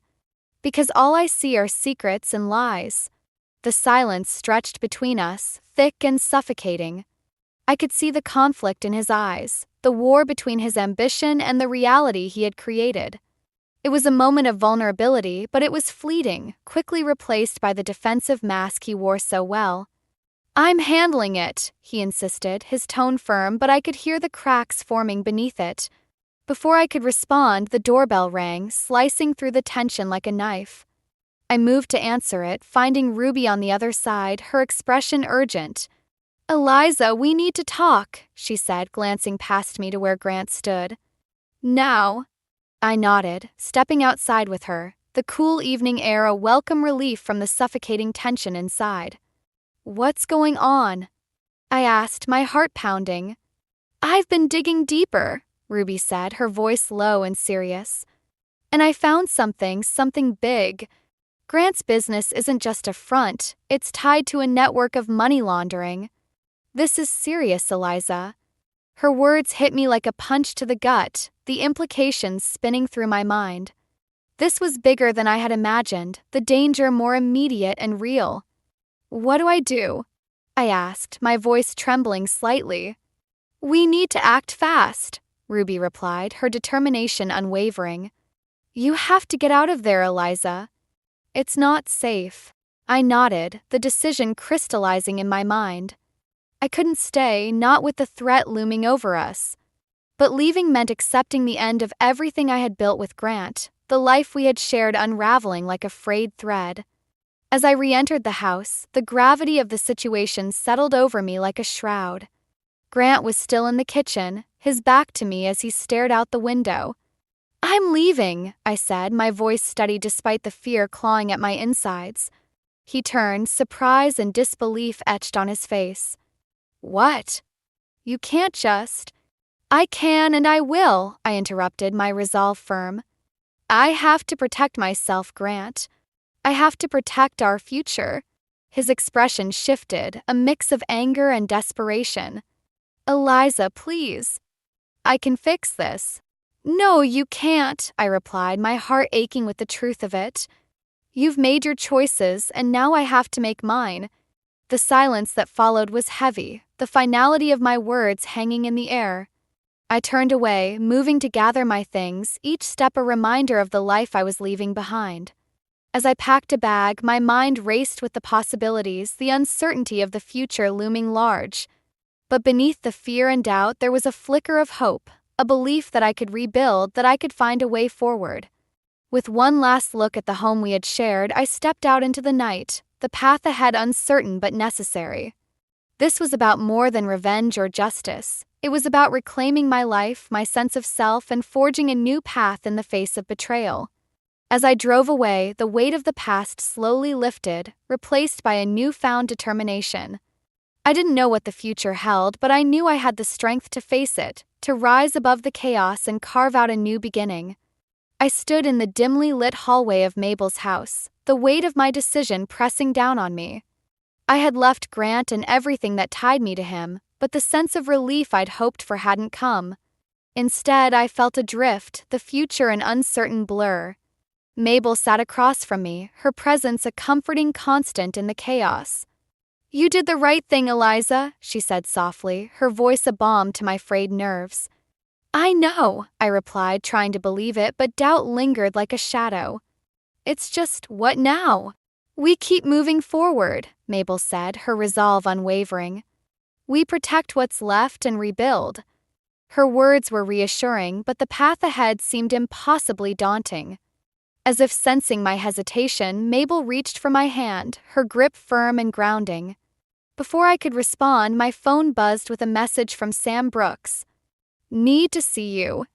Urgent." The words sent a shiver of apprehension through me. I nodded to Mabel and left to meet him, my mind racing with possibilities. Sam was waiting at the cafe, his expression serious. "Eliza, I've uncovered more about Grant's dealings," he said without preamble. "It's worse than we thought. He's deeper into this network than anyone realized." The news hit me like a physical blow, the implications spiraling through my mind. "What does that mean?" I asked, my voice barely steady. "It means you're in more danger than we anticipated." These people don't take kindly to loose ends, Sam explained, his tone grave. I felt the room spin, the walls closing in. The life I'd known was slipping away, replaced by a nightmare I couldn't wake from. What do I do? I asked, desperation creeping into my voice. You need to lie low, stay out of sight until things settle, Sam advised. And be prepared for anything. I nodded, the reality of my situation settling over me like a shroud. I was in over my head, and the way out seemed impossibly far. As I left the cafe, Ruby called, her voice a lifeline in the storm. Eliza, I've got a place you can stay. It's safe and no one will find you there. Thank you, Ruby, I said, my gratitude genuine. I'll head there now. The drive to the safe house was a blur, my mind replaying Sam's warning over and over. I couldn't shake the feeling that I was being watched, that danger lurked around every corner. By the time I arrived, my nerves were frayed, exhaustion tugging at my edges. The safe house was small and unassuming, tucked away in a quiet neighborhood. Ruby had left the key under the mat, and as I stepped inside, the silence enveloped me. It was a stark contrast to the chaos of my recent days, but the solitude was a balm I desperately needed. As I settled in, I felt the weight of everything pressing down on me. The lies, the danger, the uncertainty of the future. It was all too much. I sank onto the couch, my body trembling with the effort of holding it together. The night stretched on, each tick of the clock a reminder of the precariousness of my situation.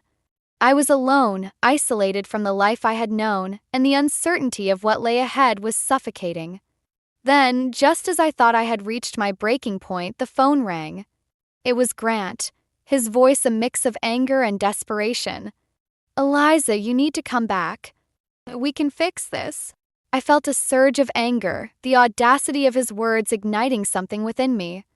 Fix this? You've put us all in danger, Grant. There's no fixing that. You don't understand, he insisted, his voice rising. I can make it right. No, you can't, I replied, my voice firm. I'm done, Grant. I'm done with the lies and the danger. The silence on the line was heavy, the finality of my words hanging between us. I hung up, the decision solidifying within me. I couldn't go back, not now. But even as I resolved to move forward, a new fear took root. If Grant couldn't fix this, what would happen next? The uncertainty was a constant companion, whispering fears I couldn't ignore. As the night deepened, I felt the weight of my choices, the path ahead fraught with danger and doubt. But beneath it all, there was a flicker of hope, a belief that I could rise above the chaos, that I could reclaim my life. In the quiet of the safe house, I realized that this was my lowest point, but it was also a turning point. I could let the darkness consume me, or I could fight my way back into the light. And as I lay there, the decision was clear. I would fight. For myself, for my future, and for the life I was determined to rebuild. The safe house was quiet, the only sound the soft ticking of a clock echoing through the dimly lit rooms. I sat at the small kitchen table, the weight of the impending confrontation pressing down on me like a physical force. I knew it was time to face Grant one last time, to put an end to the tangled web of lies and deceit that had ensnared us both. The phone rang, its shrill tones slicing through the silence. I picked it up, my heart pounding in my chest. It was Grant, his voice taut with desperation. Eliza, we need to talk. Face to face. Why? I asked, trying to keep my voice steady. So you can spin more lies? No, he replied, a hint of vulnerability in his tone. I need to explain. Meet me at the restaurant. Please. I hesitated, the thought of seeing him again filling me with a mix of dread and resolve. But I knew I had to do this, to confront him with everything I had learned. Fine, I said, my voice firm. But this is it, Grant. No more games. The drive to the restaurant was tense, my mind a whirlwind of possibilities. I parked a block away, the evening air cool against my skin as I approached the building. The restaurant loomed ahead, its lights casting long shadows on the sidewalk. Inside, the place was empty, the chairs stacked on tables, the air thick with the smell of cleaning products. Grant stood near the bar, his posture tense, eyes shadowed with something I couldn't quite read. "Eliza," he said, his voice a mix of relief and apprehension. "Thank you for coming." "Get to the point, Grant," I replied, crossing my arms to keep from trembling. "I'm tired of your half-truths." He nodded, a flicker of something like regret crossing his features. "I messed up, Eliza. I got in over my head. But it was never supposed to be like this." "Like what?" I challenged, stepping closer. "A front for illegal activities?" "A lie. I thought I could control it," he admitted, his voice cracking. "I wanted to give us everything, but I lost sight of what mattered." His words hung in the air, a confession that was both too late and too little. I felt a surge of anger, the betrayal cutting deeper than I'd expected. "And the affairs?" I asked, my voice cold. "Were they part of your plan too?" Grant flinched, his eyes dropping to the floor. "I was stupid. I thought I needed more, but it was never real." I shook my head, disbelief mingling with frustration. "You risked everything for nothing, Grant. You put us all in danger." "I know," he said, his voice barely above a whisper. "But I can fix it. I just need time." "Time?" echoed, incredulous. "You've had time and look where we are." The silence stretched between us, the weight of our choices a chasm neither of us could cross.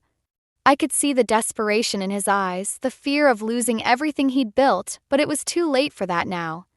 As I turned to leave, something caught my eye, a folder on the bar, its contents spilling out. I picked it up, flipping through the pages, my heart sinking as I realized what it was. Evidence, meticulously documented, of Grant's dealings and the network he was entangled in. "What is this?" I demanded, holding up the folder. "It's everything," Grant replied, his voice resigned. "I was going to turn it over to make things right." I studied him, searching for the truth in his eyes. For the first time, I saw the man he used to be, the one I had fallen in love with, buried beneath layers of ambition and insecurity. "Why now?" I asked, my voice softer, the anger giving way to a weary sadness. "Because I'm tired, Eliza," he said, his shoulders slumping. "Tired of running, of hiding. I want to end this."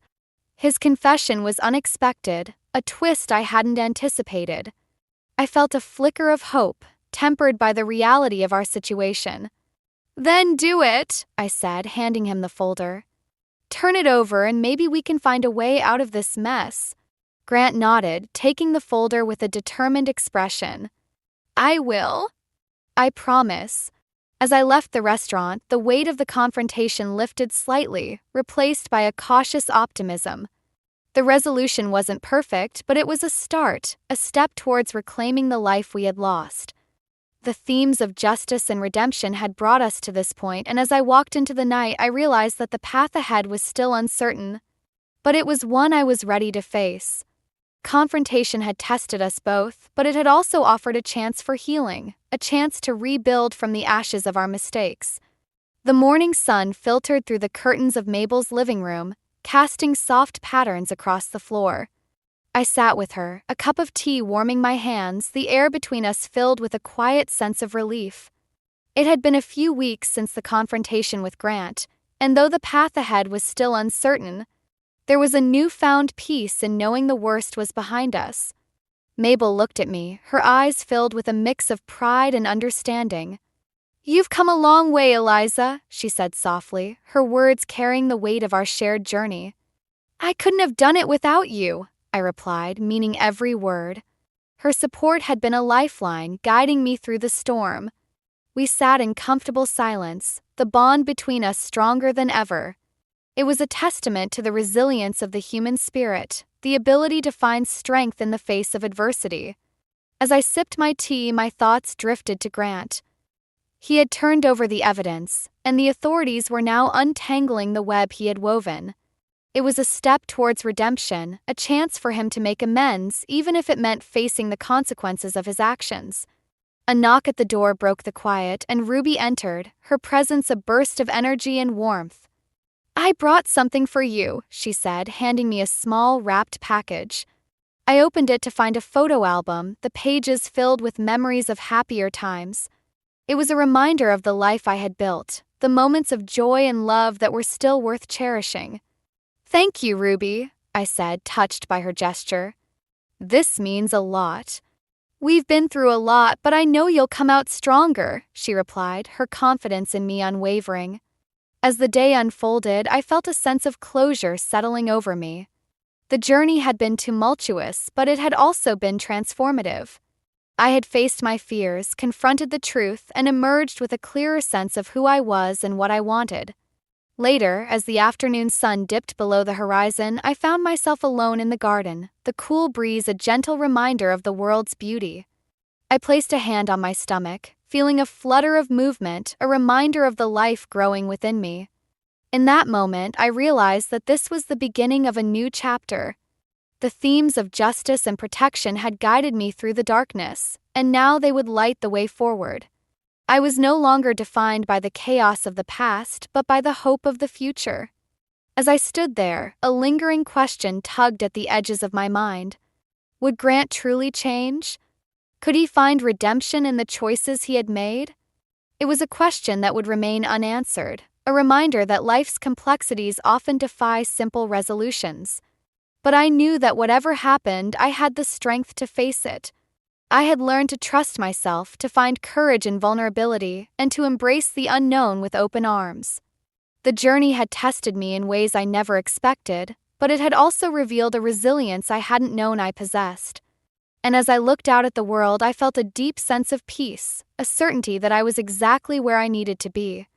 With a final glance at the setting sun, I turned and walked back inside, ready to embrace whatever came next.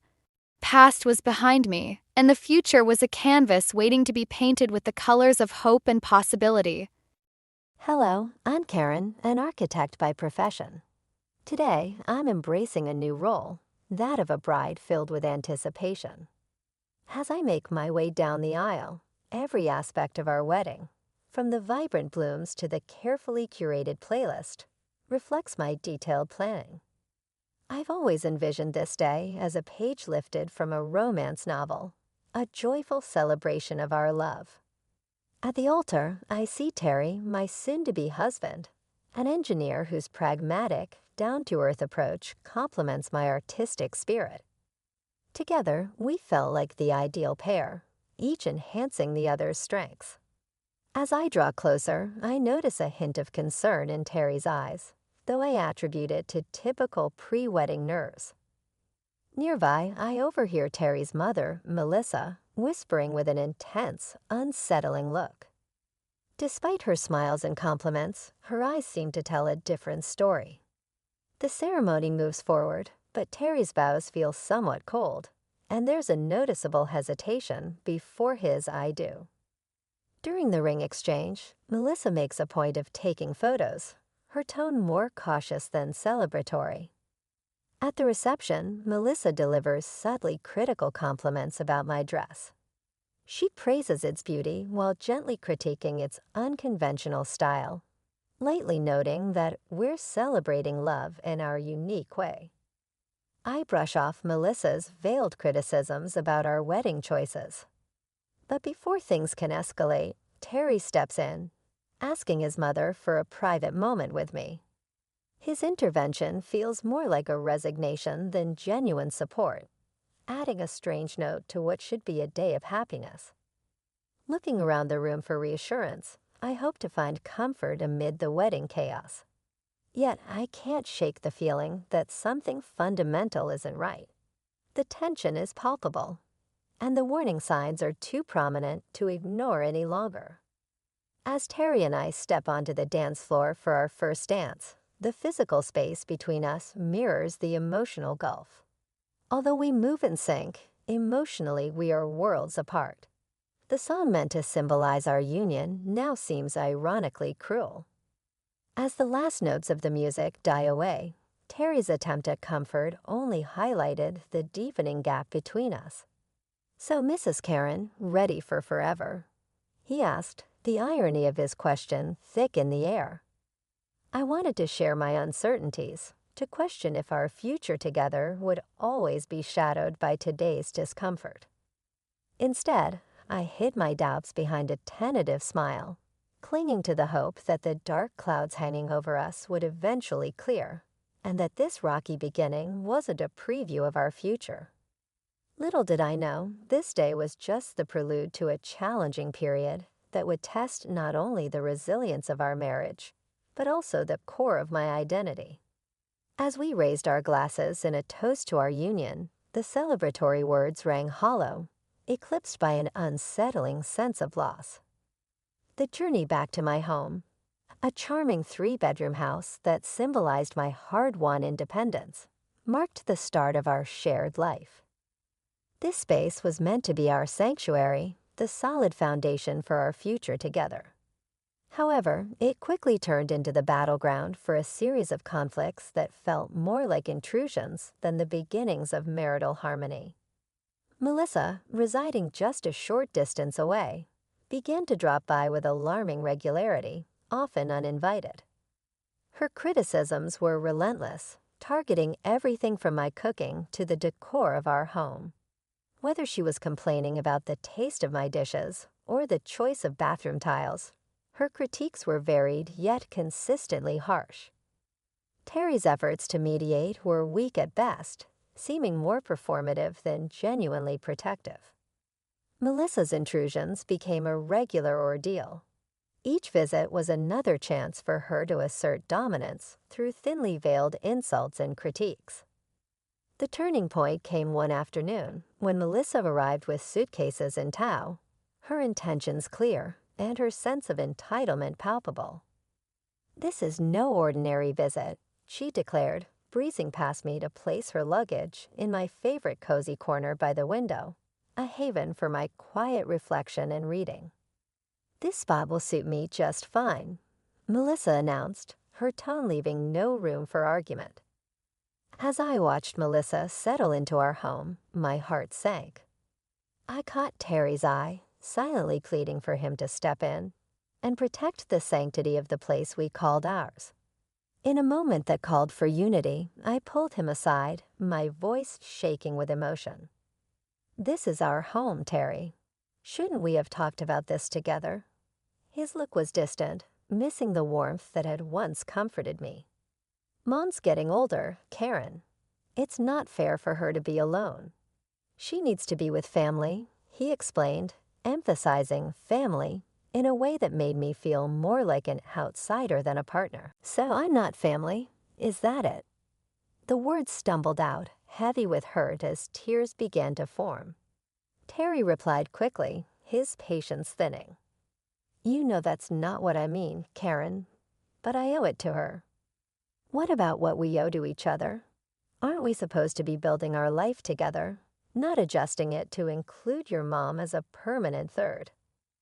I argued, feeling as though my words were just bouncing off him. My concerns, my feelings seemed to vanish into thin air, and just like that, the decision was made. Melissa's presence in our home was a done deal. With Melissa in the house, the atmosphere changed drastically.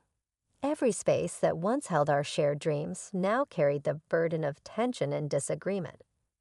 My treasured reading nook was overrun with her belongings, the kitchen transformed into a constant battlefield of her critiques. Terry, the man I married, now seemed to be more in sync with Melissa than with me. It dawned on me that this battle was not just for my marriage or my personal space, but for my identity, my dignity, and my peace. How did we get here? How had my desires, my space, and my voice become secondary to Melissa's preferences? The transformation was dark.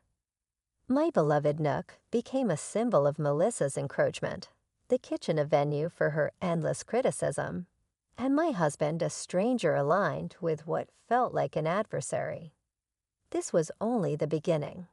Life, already filled with challenges, spiraled into a relentless nightmare as the oppressive atmosphere in our home mirrored the diminishing of my own space and voice. Amidst this mounting tension, a discovery brought everything into sharp focus. the unmistakable sight of 2 lines on a pregnancy test, signaling the start of a new life. In the chaos, discovering I was pregnant should have been a joyous revelation.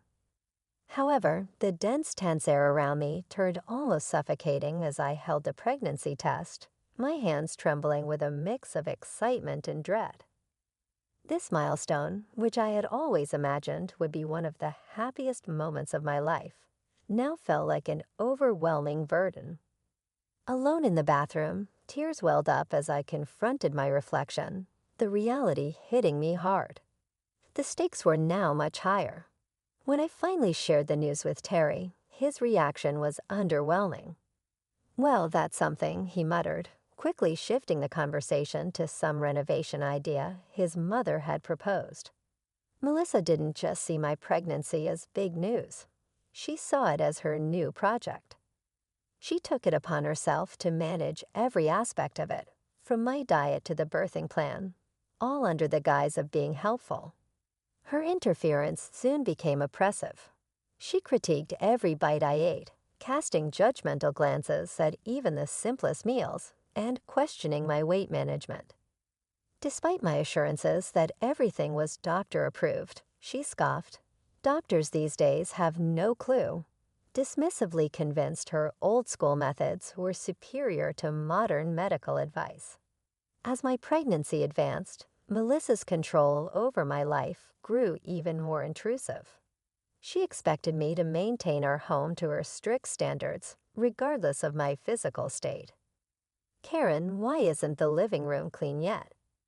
She would demand, comfortably ensconced in my reading nook, which she had taken over as her base for endless phone scrolling and TV watching.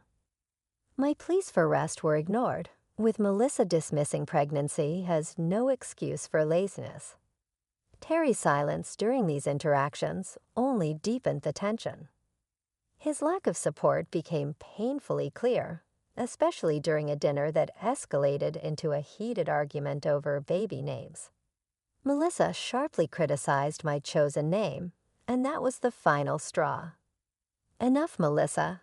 This is my child, and I will decide how to name them," I asserted, my patience finally snapping. Her response was one of sheer indignation, as if my desire to control my own life was a direct affront to her. Terry's feeble attempts at mediation, often siding with his mother and dismissing me as overly emotional, only widened the rift between us. This growing divide underscored a stark reality. I was not only battling for my voice and space in my own home, but now, more critically, for the right to shape my future and that of my child. In all the chaos, the revelation that I was pregnant deepened the already suffocating atmosphere of our home. Holding the pregnancy test, my hands trembled with a mix of anticipation and dread. I had always imagined that discovering I was pregnant would be one of the most joyful moments in my life, filled with excitement and celebration. However, as I stood alone in the bathroom, facing my reflection with tears welling up, this milestone felt like a daunting burden instead. When I shared the news with Terry, his reaction was disappointingly subdued. "Well, that's something," he muttered, quickly changing the subject to a renovation idea his mother had proposed. It was clear that Melissa viewed my pregnancy not just as news, but as her new project. She took it upon herself to oversee everything from my diet to the birthing plan, all under the pretense of being helpful. Melissa's interference soon evolved into outright control. She monitored every bite I ate, casting judgmental glances at even the simplest meals and questioning my weight management, despite my assurances that my diet was doctor-approved. She scoffed, "Doctors these days have no clue," utterly convinced her dated knowledge was superior to contemporary medical advice.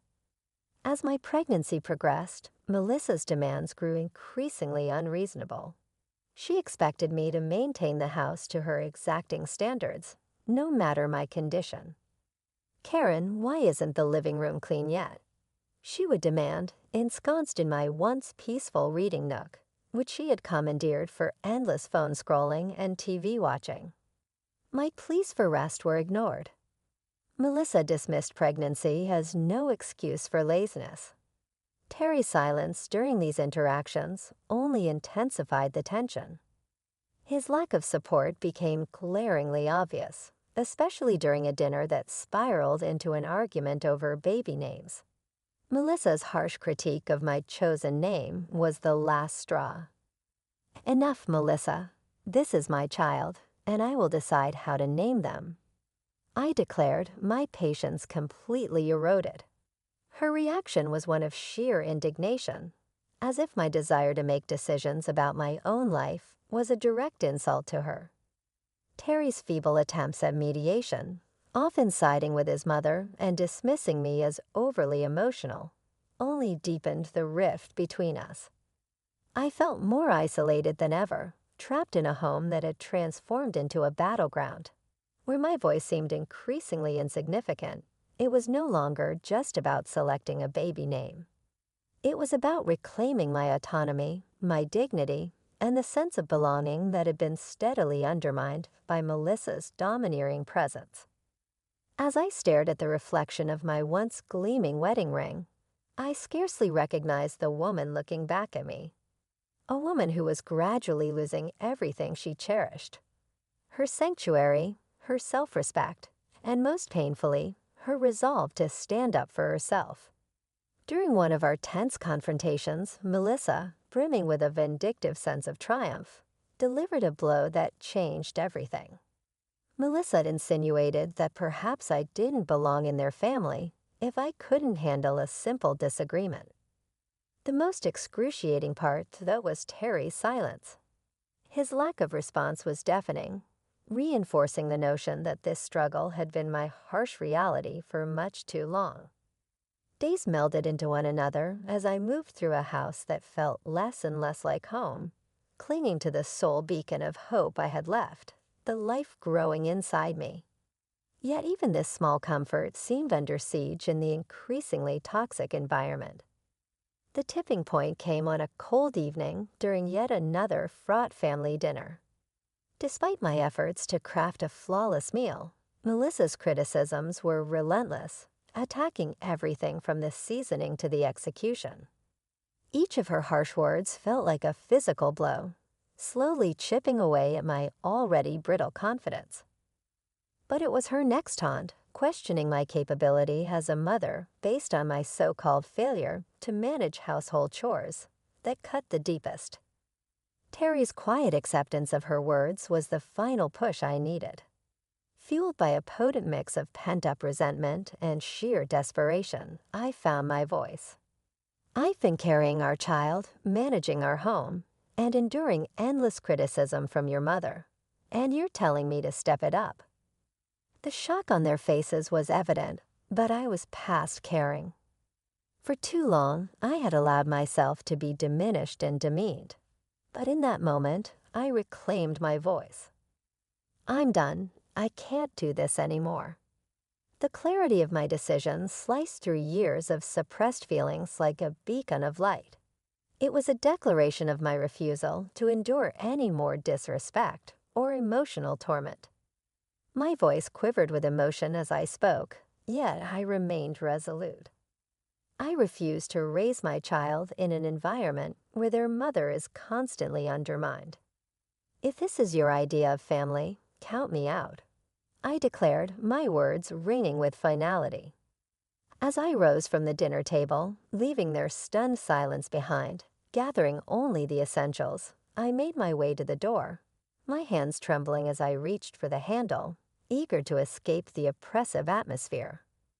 "Melissa, this house is mine. I bought it. I decide who stays and who goes." Terry's voice broke through, laced with desperation. "Karen, please, let's talk about this." But I was beyond negotiation. "There's nothing left to discuss," I replied, my tears bearing witness to the agony of my decision. Stepping out into the cold night felt like the beginning of a new chapter in my life, one filled with uncertainty, but also tinged with a profound sense of liberation. The closing door behind me marked the end of a tumultuous saga, a final farewell to a life I could no longer endure. With each step, a mix of pain and determination coursed through me, fueled by the urgent need to reclaim my autonomy. The journey to my parents' home blurred with cold exhaustion and heartache. Just moments from the sanctuary of my childhood haven, a stumble sent me crashing to the ground. The physical pain was a mere echo of my inner turmoil, yet far from deterring me, this fall only strengthened my resolve. Arriving at my parents' doorstep, the concern on their faces mirrored the gravity of my situation. As they rushed me to the hospital, I realized that this moment of vulnerability marked not just an end, but also a new beginning. Lying in the hospital bed, coming to terms with my reality, I knew that returning to my former life was no longer an option. This breaking point was a crucial step towards reclaiming the life and dignity that had been stripped away from me. A painful yet necessary transition towards healing and independence. The clarity that comes with such pivotal moments was profound, illuminating the path forward from the shadows of my troubled past to a future I would shape myself. Amidst a whirlwind of emotions, I stood surrounded by the comforting yet anxious presence of my parents. Their silent worry spoke volumes about their fears concerning the true state of my marriage, now starkly revealed in its troubled depths. Breaking the heavy silence, my mother voiced her concern, her words laden with the weight of the unfolding reality. "Karen, dear, what's your plan now?" Unsure yet resolute, I replied, "I'm not sure, Mom, but one thing's for sure. I can't go back to that life. Not now, not ever." My declaration, more assured than I expected, resonated with newfound determination. My father, who had been pacing anxiously, paused to offer reassurance, emphasizing their unwavering support regardless of my decision. He urged me to consider not just my future, but also the child growing inside me. His words prompted a silent acknowledgement from me. My mind had been a battleground of uncertain scenarios, each fraught with the possibility of a fresh start. The unexpected buzz of my phone shattered my reverie. A message from Terry, a plea for communication. Yet to me, his timing felt like a door long closed, his words unseen. Left hanging in the void as I powered off my phone, a symbolic end to our dialogue. My next steps became clear, marked by action rather than words. Consulting a family lawyer was my first decisive act toward untangling the turmoil of my marriage. With the unwavering support of my parents, we navigated the cold, legal breakdown of our union, discussing divorce, custody arrangements, and financial support. Despite the sterile nature of these discussions, they empowered me, marking the initial steps towards seizing control of my destiny and securing the well-being of my unborn child. Within a week, Terry and Melissa received the formal notices. Divorce papers for Terry and an eviction notice for Melissa from the home that was legally mine. Alongside these were demands for substantial child support and compensation for the emotional turmoil I had endured. Though drastic, these actions were imperative, severing the ties that had long bound me to a life of despair. When I eventually re-engaged with my phone, it was inundated with Terry's attempts to reconnect. His messages carried a blend of regret and a plea for reconciliation, yet the wounds inflicted by nights of humiliation, years of neglect, and Melissa's calculated malice, all silently condoned by Terry, ran too deep. The fleeting temptation to entertain his overtures was swiftly overshadowed by the memory of enduring pain. This moment wasn't merely about closing a chapter. It was about reclaiming my narrative where the shadows of the past no longer dictated the brightness of my future. The love I once harbored for Terry had been utterly overshadowed by the grief of our disintegrating marriage. Taking decisive steps, I cleared away all remnants of him from my life. I deleted his messages, erased his contact details, and blocked him on all social media. To me, Terry had become a chapter of my past, a distressing period I was more than ready to close. I knew the path ahead would be fraught with challenges. Navigating a divorce with a child on the way was no simple journey. But I was determined to forge my path, stepping away from the stifling shadows that had once engulfed me toward a future brimming with hope. On the day of the court proceedings, the room was permeated with a sterile chill, characteristic of spaces where fates are decided. Seated beside me, my lawyer radiated confidence, while my parents provided silent yet steadfast support from behind. Across the aisle, Terry appeared lost, slowly coming to terms with the reality before him, while Melissa's expression fluctuated between shock and defiance. As the session commenced and the judge entered, prompting everyone to rise, a whirlwind of legal motions and arguments unfolded. It seemed as though Melissa and Terry were truly seeing the repercussions of their actions for the first time, not just through the legal ramifications, but through my eyes as well. When Melissa was called to testify, her usual bravado faded. She tried to justify her intrusions as concern for her son's well-being, but her arguments fell flat under the judge's skeptical scrutiny.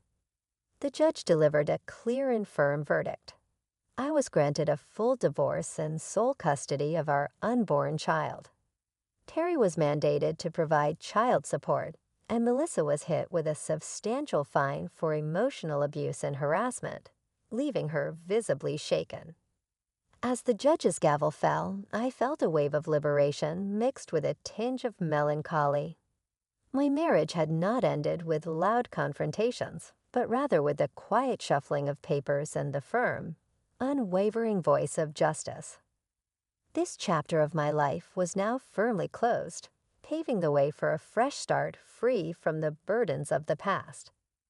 The cost of my newfound freedom was something I could never have anticipated on the day I exchanged vows. Exiting the courtroom, Terry approached with a look of bewilderment, voicing his remorse and disbelief at how our lives had unraveled. Yet as I looked into his eyes, I no longer saw my future, but a profound void where love had once lived. I never envisioned this as our ending, Terry, but apologies can't undo what's been done, I stated firmly, turning away to leave the past behind. Melissa saw my gaze, perhaps in search of forgiveness or acknowledgement. However, I could not afford that closure. She had taken too much from me. Refusing to grant Melissa the satisfaction of seeing any further impact on my spirit, I stepped into the embrace of the outside world, which seemed to welcome me with open arms. The sun shone brighter, the colors appeared more vibrant. It felt as if I was seeing through a new lens, one not clouded by the shadows of past turmoil. My mother's embrace and her words of pride brought tears to my eyes. "You're truly free now, Karen," she said, her voice thick with emotion.